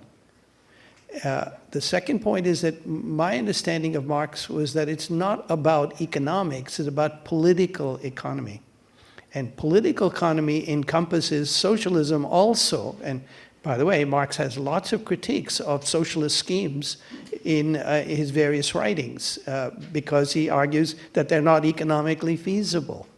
On the other hand, there are economically feasible societies within our purview who we don't hold as models, or perhaps not all of us hold as models, because they don't fit our idea of socialism, but they're economically very viable. The Amish. The Amish are male-dominated, Christian, politically and religiously structured society, but they help each other. They're very cooperative. If someone gets hurt or their barn burns down, everybody stops and they build it back up. But they do something even more astonishing to me, which is that they require every young person to leave at the age of 18. They kick them out. They say, go live among the English, which is us, everybody else. Do what you need to do, and then you tell us within a year whether you want to come back to our restricted, structured society or you want to be free. Almost all of them come back. Now, have we been able to form a socialism that says to people, okay, until the age of 18 you're with us, then go out and then come back. We haven't. We mostly had people who want to leave, and we've had to lock them in. And if we don't understand that, we don't understand why we failed, then going to Mars is not going to help us. Okay. Go for it. And then I think we'll go to the audience. Yeah, I'm completely with you that in the Global South we are tied in to the technological network, but they're tied in as disenfranchised partners. That's what I'm saying. Yeah, exactly. And I think it's really important for us to recognize that.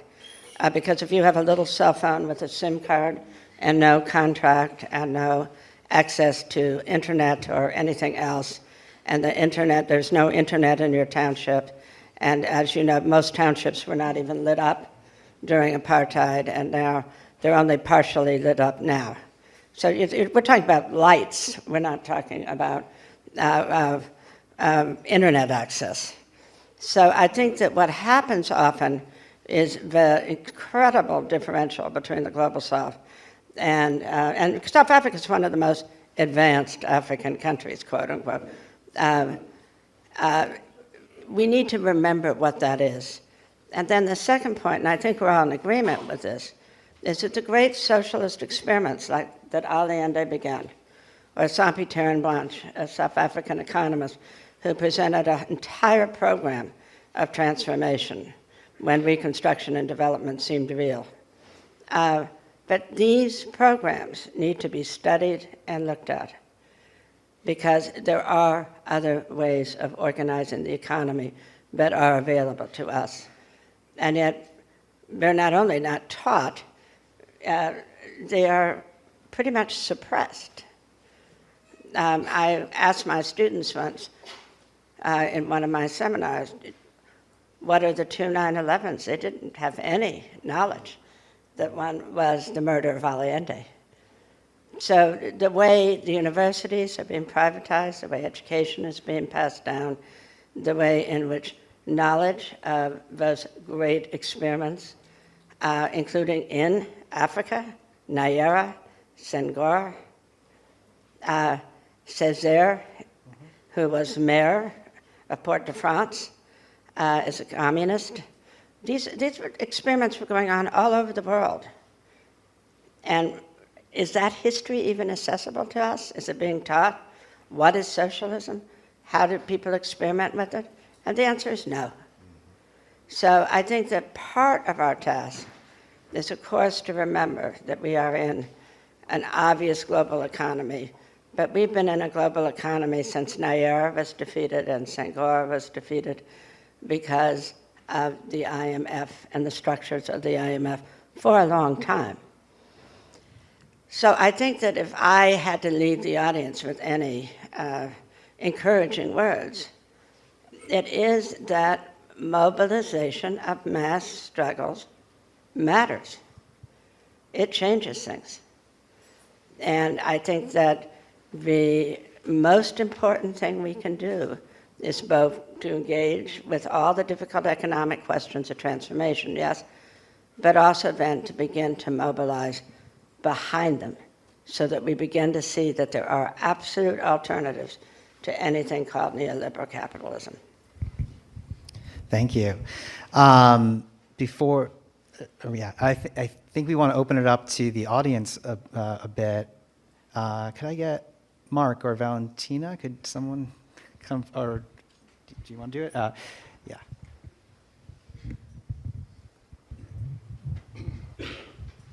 Thank you so much for the panel discussion. So I'm very much interested in the question of Marx now, but also Marx when. And so, right, I think that it's a lot of work is required to accomplish Marxism. I'm worried that sometimes theorizing about Marxism can be almost passive-aggressive and procrastinatory. And so I'm interested in how, well, who holds the responsibility for accomplishing Marxism? But then linked to that question is, who even, what's involved in the means to protest effectively? How do we create spaces of accountability where we can actually begin to change the order of things. Let's collect a few and then I'll throw them around. In this ideal Marxist society, what is the place of women? Are they, I mean, because today they're second-class citizens, and I even see them as enslaved, really. If it's the same, what difference does it make? Thank you, everyone, for a really interesting and stimulating discussion. There's been the Communist Manifesto quoted a couple of times, so I'm just going to add another quote there on top of it, of the state being the executive committee of the bourgeoisie, for the management of the common affairs of the bourgeoisie. And I'm wondering if any of you have any thoughts as to what the question of political power means for the transition to socialism today. We know Lenin had one conception of it. We know Allende had another one. Do any of you have thoughts about that today?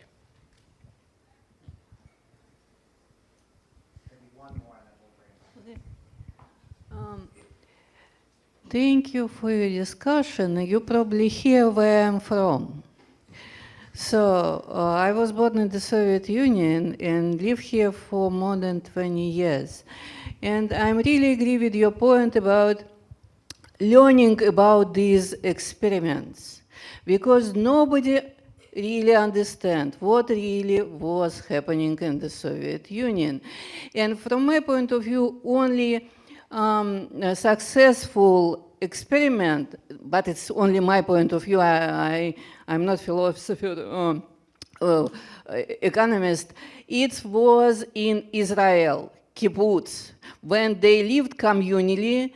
It was communal living, a communal work. But what I heard, that when they become successful, they very often sell there as a business, divide money, send their kids to schools in Europe, and then live happily after. And nobody cares about living again communally and work together. How you respond to this?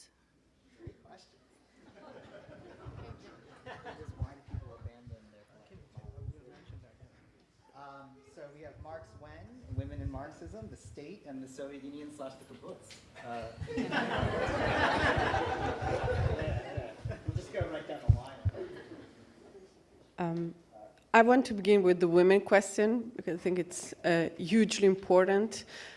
I decided to speak about that among all the possible things I could mention, the question of the coloniality of gender, and tied it with that of race, because there's a tendency to think that we're going to think about capitalism and then at some point add gender and women and mix it, and then things are going to be fine. I mean, you can't do that. I mean, people tried for a few centuries, and it just meant that instead of thinking about liberation, people thought about liberation for men, which wasn't exactly great for women. So I think that has to be inside of the thinking and the action from the very beginning. So even the question, what is the role of women? It's very bad that you're raising the question. It should have been in the thinking from the very beginning. It's not that feminism is a women question. The gender division of labor is across all bodies. We are all gendered. Whether clearly some people benefit more from the gender division of labor than others, but we are all complicit. So there's no way to say, let's think about why Marx now, and then maybe have a final chapter of the day on the question of women. So that's why I wanted to speak first. Okay, so the question of the role of power, what conception of power, the Soviet Union versus the kibbutz, which experiment. So I personally agree with Castoriadis' diagnosis of the Soviet Union as an example of state capitalism. So that's not exactly the example of socialism that I think Drucilla was thinking about when she was saying that, we don't even have knowledge.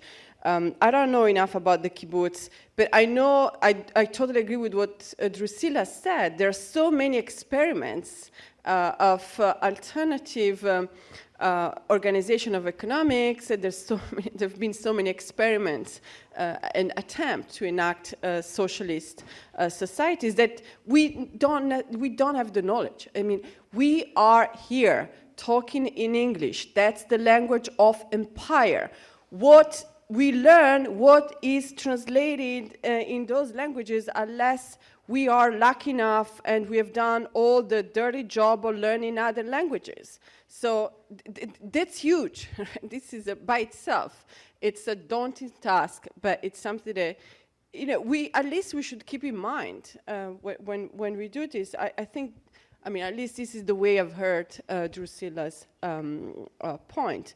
So in terms of the question of power and which strategy and Marx when, I tend to stay on the libertarian side and think that the oppression is multiple, so we have to act on multiple grounds. So every when and everywhere is good. There's no just one privileged side for the struggle of power. So I don't think that there is just one road to be pursued. There's not one unique recipe, and I would actually be very worried if there were. Only thing I'll touch on and try to add on, speaking for myself, I'm not trying to live I'm not trying to live in a Marxist society. I'm trying to live in a liberated society.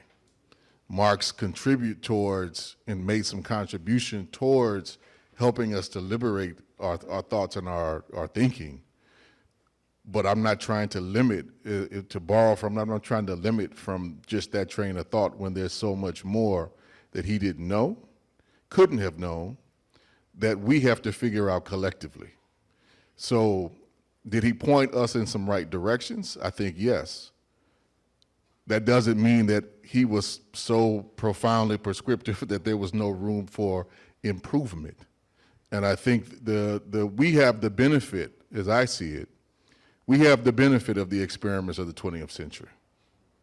However, bad they may have been, or short-lived, or just cut off at the neck, from imperialism, we do have the benefit of those experiences. The question is, are we going to seriously study them, interrogate them, and then allow them, with our own experimentation, be a guide towards our practice and our action?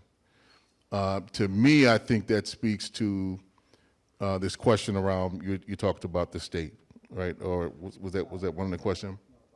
One of the questions. We're in a little experiment with that right now in my hometown, and we're having a rough go at it, which is not a negative thing, in my view. Not a negative thing. I think the question is, what can folks learn from what we're struggling? What can we learn from what we're doing? And then figuring out what is translatable in your context and what is not. I will say this, I think at least the formulation that I have found most dear in that respect, I wouldn't say comes from the Venezuelans, but I think there's a sector of their movement which is articulated, I think, in a way I find most useful and practical, which is that we're struggling for a participatory and protagonistic democracy, right? And a participatory and protagonistic government, a government that takes sides and does not try to uphold bourgeois liberalism and this whole neutrality. Like, no, that's not what we're doing. That's not what we should be doing, in my view. But we have to recognize that there are real consequences for taking that. And are we prepared to deal with that? And I think, this may be a controversial piece. I haven't seen but a few examples in society where the forces from the left come into quote unquote state government and actually do a serious enough job of preparing people for the consequences that come from challenging the system. And I think that is something that we need to figure out how to do and do better, critically better. And then the other piece that I'm always reminded of is, which is where, in my mind, I've always tried to see our movement going. There's another phrase, you know, again, not from Venezuela, but where I first heard it in the 1980s, comes from some of the movement there, which is that, you know, we don't want to be the government, we want to govern, right? And that's a critical distinction, and I think sometimes we lose sight of in the quest for state power as being the thing that's going to solve all of our problems relative to the struggle in the task at hand. Yeah, please. Yeah, did you want? Yeah, go for it. This is being passed so ceremoniously. It's very exciting now to have this. Is it working this? Yeah. Well, you know, I'm somewhat loath to wade into the question of revolutionary strategy, which one of those questions involved, but I do have a very sort of minor sort of plea as concerns the culture of the left. I think one of the things that I really enjoy in Marx, but find like least helpful, is his tremendous powers of rhetorical indignation, of not suffering fools gladly. You're just an idiot if you don't agree with him on every point, even as he changes his mind over the decades. And I find this in my own experience of the culture of the left. That's to say, you know, people are like, well, you know, that's absurd, you trot. That's absurd, you reformist. And you think, of course, it's actually relatively easy to see what's wrong with all of these different points of view.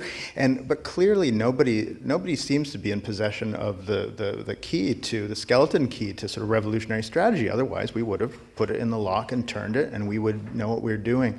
And I have found it off-putting to have people who've like arrived at rather abstruse theoretical positions through, you know, studies of various, you know, second international thinkers, and they think if you don't accept this application of completely bygone analyses of historical circumstances to our particular moment, you know, you're obviously kind of some sort of, you know, renegade idiot.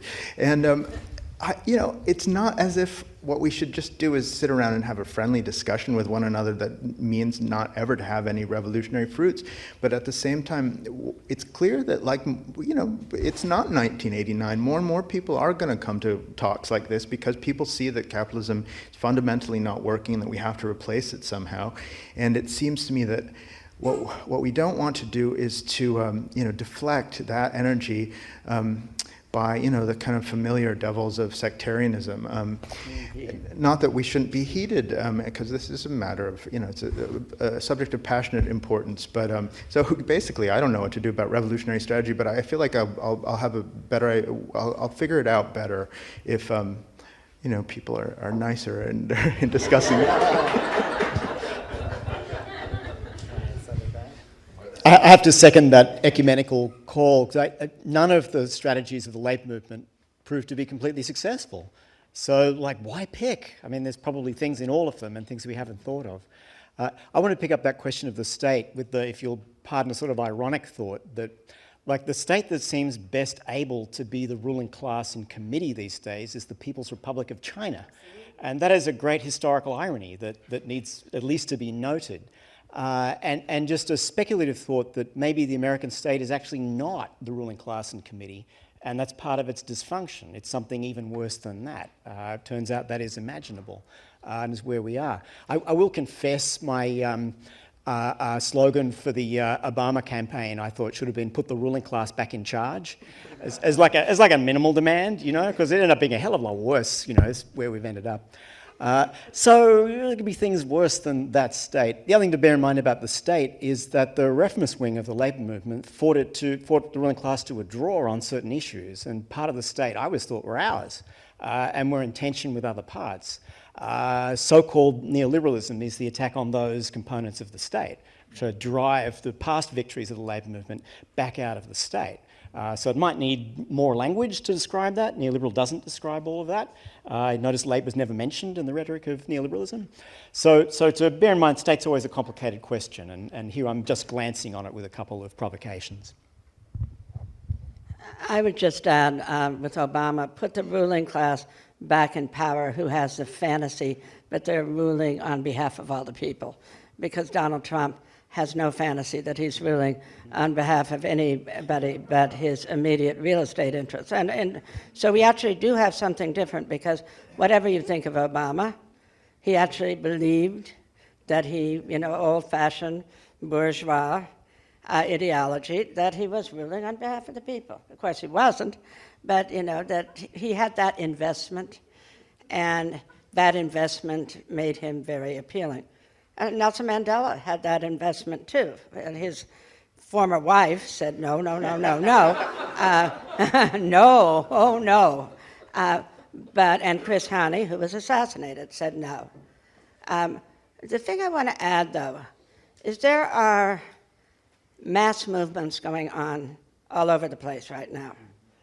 And there's no reason not to join them, because there's no such thing as a perfect movement. I was in Marxist-Leninist groups as a kid. I was a union organizer.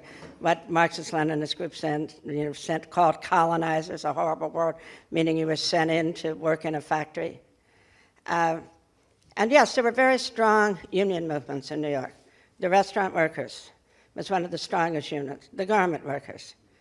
The taxi union. In the last month, 17 taxi drivers have committed suicide, because being a taxi driver is in New York no longer a feasible occupation. Now, everybody can do something very simple. Wipe Uber off your apps, never get into an Uber car, and maybe do something a little militant, like throw, not at the drivers, but throw rocks at the cars. I do something. Bring Uber to its knees on behalf of the taxi workers. And you see, what happens to us with all these apps is we get seduced into it. Taxi Workers Union was one of the strongest in the city. So yes, the destruction of the union movement in the United States, systematically done, starting with Ronald Reagan, has demobilized one of the most important movements that has always fought, including, despite all of its racism, for civil rights. That's why Martin Luther King got shot. He started to talk about class, race, gender, and unity, a people against the ruling class, and that was for him. So I think that when we get very pessimistic, as Rosa Luxemburg said, pessimism is only for those who have enough to eat. And we need to see that these movements, those adjuncts at every major Ivy League school, are unionizing right now. And go join the picket lines. They need help. So I think that one of the things that happens is that the investment that there are no mass movements is itself a self-fulfilling prophecy. There are mass movements in every block in New York City that you can be part of. And the most important thing is don't wait for a pure mass movement. There's always going to be, you're going to disagree with this, you're going to disagree with that, you're going to disagree with the other. Get in the struggle. Get your hands dirty and start fighting back.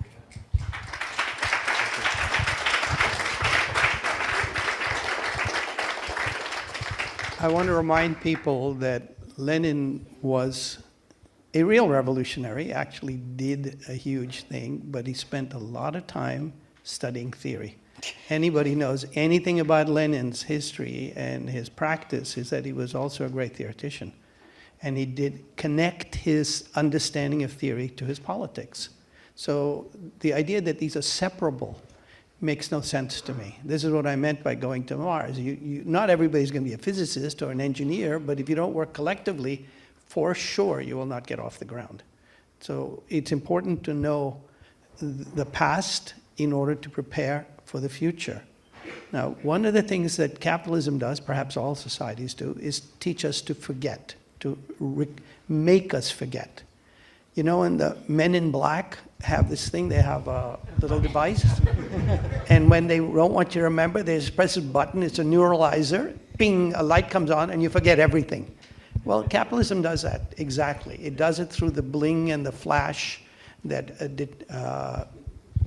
directs our attention towards those things, but also removes from history the knowledge that would otherwise disrupt the system. And part of our function is to keep that knowledge up in front, keep reminding people, even though they may walk out of here, held flash, and then they don't remember anything. That's maybe I'm just complaining about my students, but anyway. The other thing is that Marx was not a prophet. He's not a religious figure. He did the best he could with the knowledge he had. He was a genius, but that doesn't mean that you have to take his words as religious gospel. You have to understand the logic of it, and perhaps you don't agree with the logic, but you have to at least encounter that logic, just as you would with Newton or Einstein. Maybe you think you're beyond Newton and Einstein, and perhaps you are, but first you need to know them in order to know whether you are. And that doesn't mean that everybody has to know everything. If we're going to do this, we have to be collective, which means that people have different areas of knowledge, and the only way we get ahead is that we share and discuss that knowledge and disagree. I mean, a normal part of any process like that. I wanted to mention talk a little bit about the kibbutz, Soviet Union, and Yugoslavia. Don't forget Yugoslavia. Yugoslavia was market socialism. I was there. I traveled across it, and it was very clear to me that what was happening is that the market creates inequality. And so the state had to stamp the inequality out by repressing it, and then everybody was unhappy because the enterprises that were not doing well were not doing any better, and the enterprises that were doing well were angry. And so the problem with market socialism was the market part. It creates self-interest, conflict, antagonism. And so the idea for me that you can base a socialism on markets misses the point of markets, which is to try to get better than someone else. And inequality is a characteristic feature. This, by the way, one of the comments Marx makes about views of market socialism. Kibbutz is the same thing. Capitalism and markets are very corrosive. If you insert a kibbutz, remember communes? I'm old enough to remember communes. They didn't last either for the same reason. It was very hard to maintain them in the corrosive influence of capitalism and the influence of what is striking to me about the Amish is that they do that. Right. And because they have a strong binding force, and that's for me very important to understand, strong binding force. They also rig the system. They don't let the kids get education. Well, yes, but it's a binding force. That's a fact. You know, we have lots of people in capitalism who don't let their kids get education, but they say capitalists. They don't go socialist. Or they can't get allowed. They can't get access to education. Maybe, but I think you shouldn't overemphasize how good education is, because education is part of the neuralizer part. Don't forget that. That's part of what education does. But my point is that we need to understand forms that we don't like in order to understand what we can take from that. And there are experiments being done all over, as Chiara said, all across the world and through time. Many have failed, but we can learn something from their successes and their elements, and perhaps we can figure out how to have a binding force for society that is strong enough to allow people to leave it and want to come back. Now, there's a question whether that will happen in a poor economy or rich, but we already know that that's not the central question. What binds people together is not the wealth that they have, but the connections and the social matrix, the place they feel they have. So that raises the question, in the ideal society, what is the place of women? I don't think we can answer that question, either men or women, until we talk about what this ideal society looks like. It's not a question of just placing men and women there. We have to talk about where that place is. And to do that, we have a lot more issues than male-female. We also have a third world, and I mean, imagine that we would say capitalism is a great country. I mean, U.S. is a great country. We'll make it even greater by just dropping the borders and letting everybody move here. But let's say we only did it for women. Do you think that the system can absorb that? I don't think so.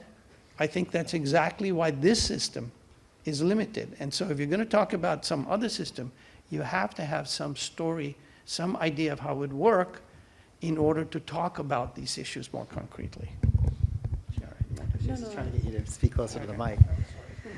I'm actually going to say something super quickly. And thinking especially about this, the kibbutzim question and the sort of state and women in Marxism, there's a sort of question of like original sin and like limitation of imagination.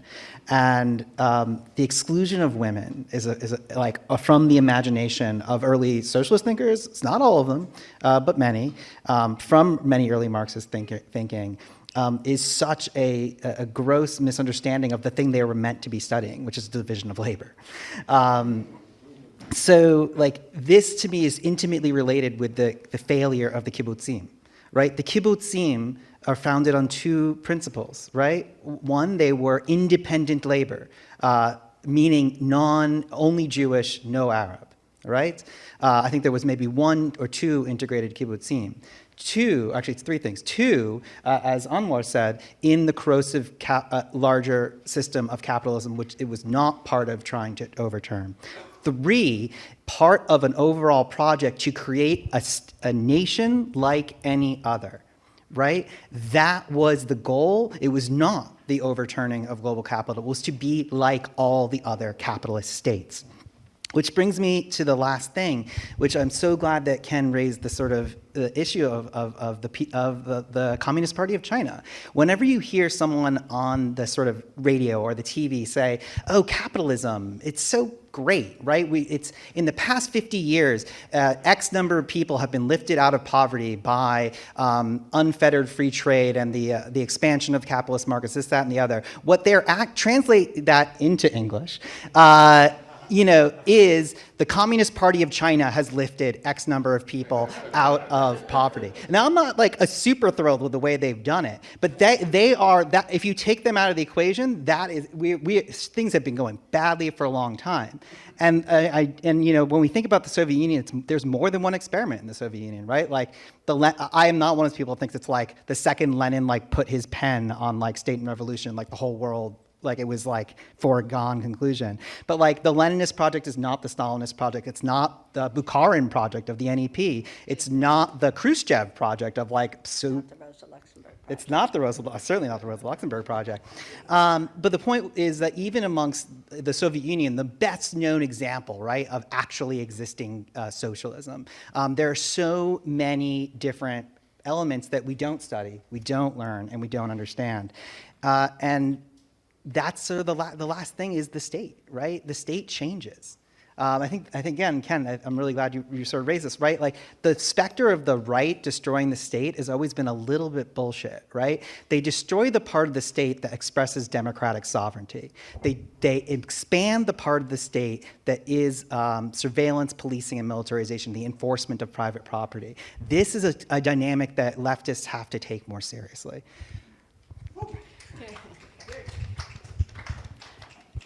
I just wanted to respond to two things. One on the question of the state. The state changes, but let's say, first of all, historically speaking, it has not always been there. It's also a relatively recent advent.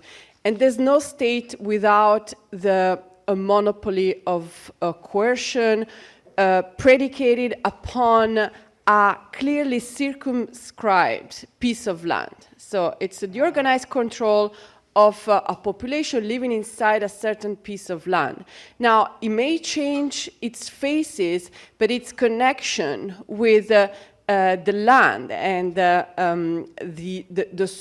exercise of sovereign power over a certain population and the control of the land has always been there since the beginning of the state. That's why, it's not that the world was better before. I'm not saying this, but there's a way in which the state and colonialism went together from the very beginning. People tend to think, well, the state began in Europe, then it was exported to the rest of the world. No, the state began in Europe because at the same time when the control of the land was being exercised in Europe through the emergence of the form of the state, raw resources were dragged from the colonies. So state and colonialism have always gone together. I still haven't figured out whether the state is a tool of colonialism or whether colonialism is a tool of the state, but you can't abolish one without abolishing the other. So that's my 2 cents on the state. I think the two go together. If the expression, the racial state, it's a pleonasm. State is always a racist in as far as it implies that a certain body of population has more rights than another one. So there's no, I don't think there's a, maybe it's a big statement, I know, but I do think that's the question of, at least for me, that's where I'm going in thinking about the question of the state. Secondly, Anwar, I loved your talk, but I still have to disagree on the question of women. We have to think about where we're going, and then we add women. Again, it's not going to work. It's going to, if... Well, okay, so maybe I interpreted badly, but so let me just restate what I thought. I mean, the thinking about the gender division of labor has to be there from the very beginning. And I do think that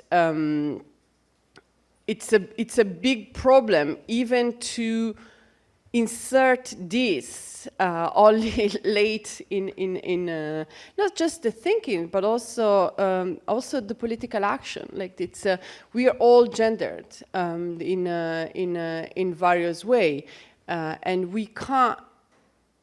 There's a way in which we can't just disentangle the two things. Even when we say women, we are talking about job description. So there's no way we cannot insert women in the thing from the very beginning. Sorry, I mean, that was provocative, but I thought it was... Drucilla wants to jump in. I'm not sure if anyone else does. I want to say two things about the state.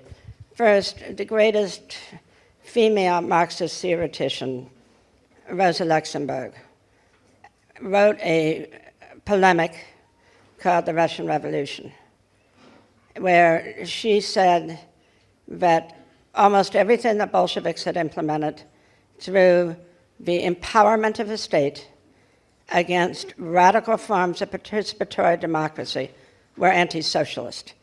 The Soviet Union was never socialist. Rosa Luxemburg won the day. Yes, she died, and yes, she was a woman, and therefore has never been given the acclaim that Vladimir Lenin did. And Trotsky certainly didn't deserve any recognition as a democratic socialist. Boy, was that a fantasy. So she took on the disarmament of the Constitution. Yeah, I mean, one large fantasy with that guy. She took on the disarmament of the Constituent Assembly. She took on their land policy. She took on their phony national self-determination policy.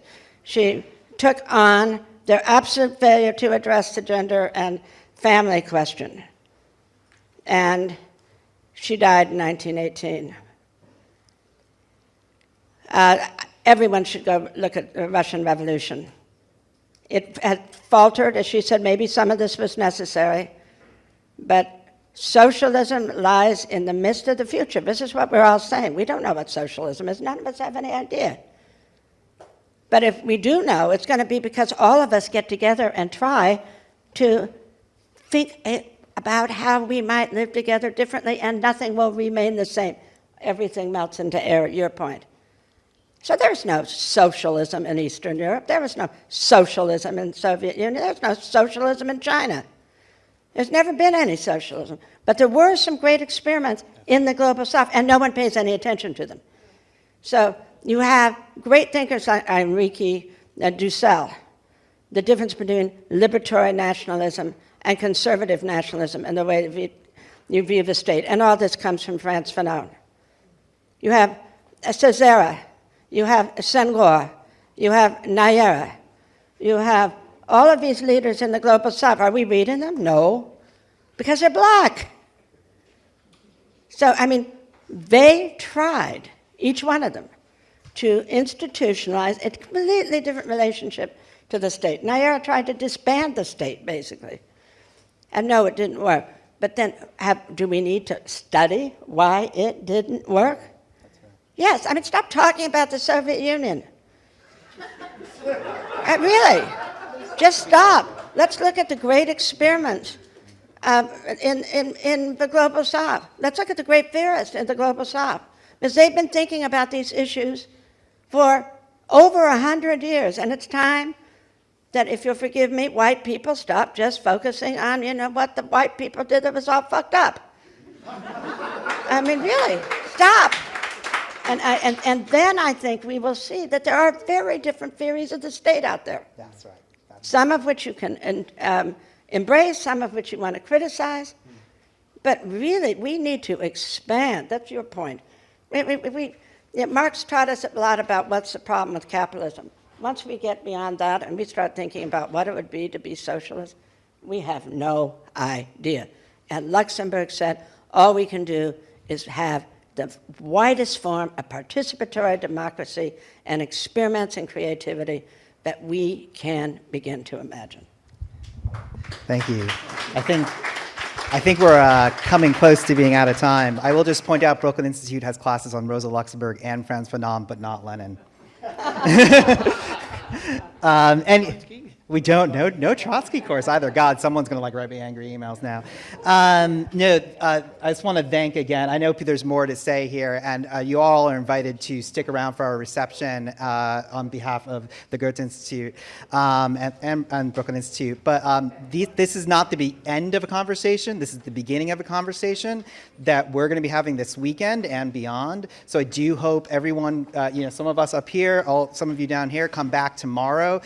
Literally every topic discussed up here will be discussed in further depth and expanded with more ideas and more reference and more voices included. So with that, thank you again to this panel, and thank you all for coming. And happy birthday, Uncle Carl.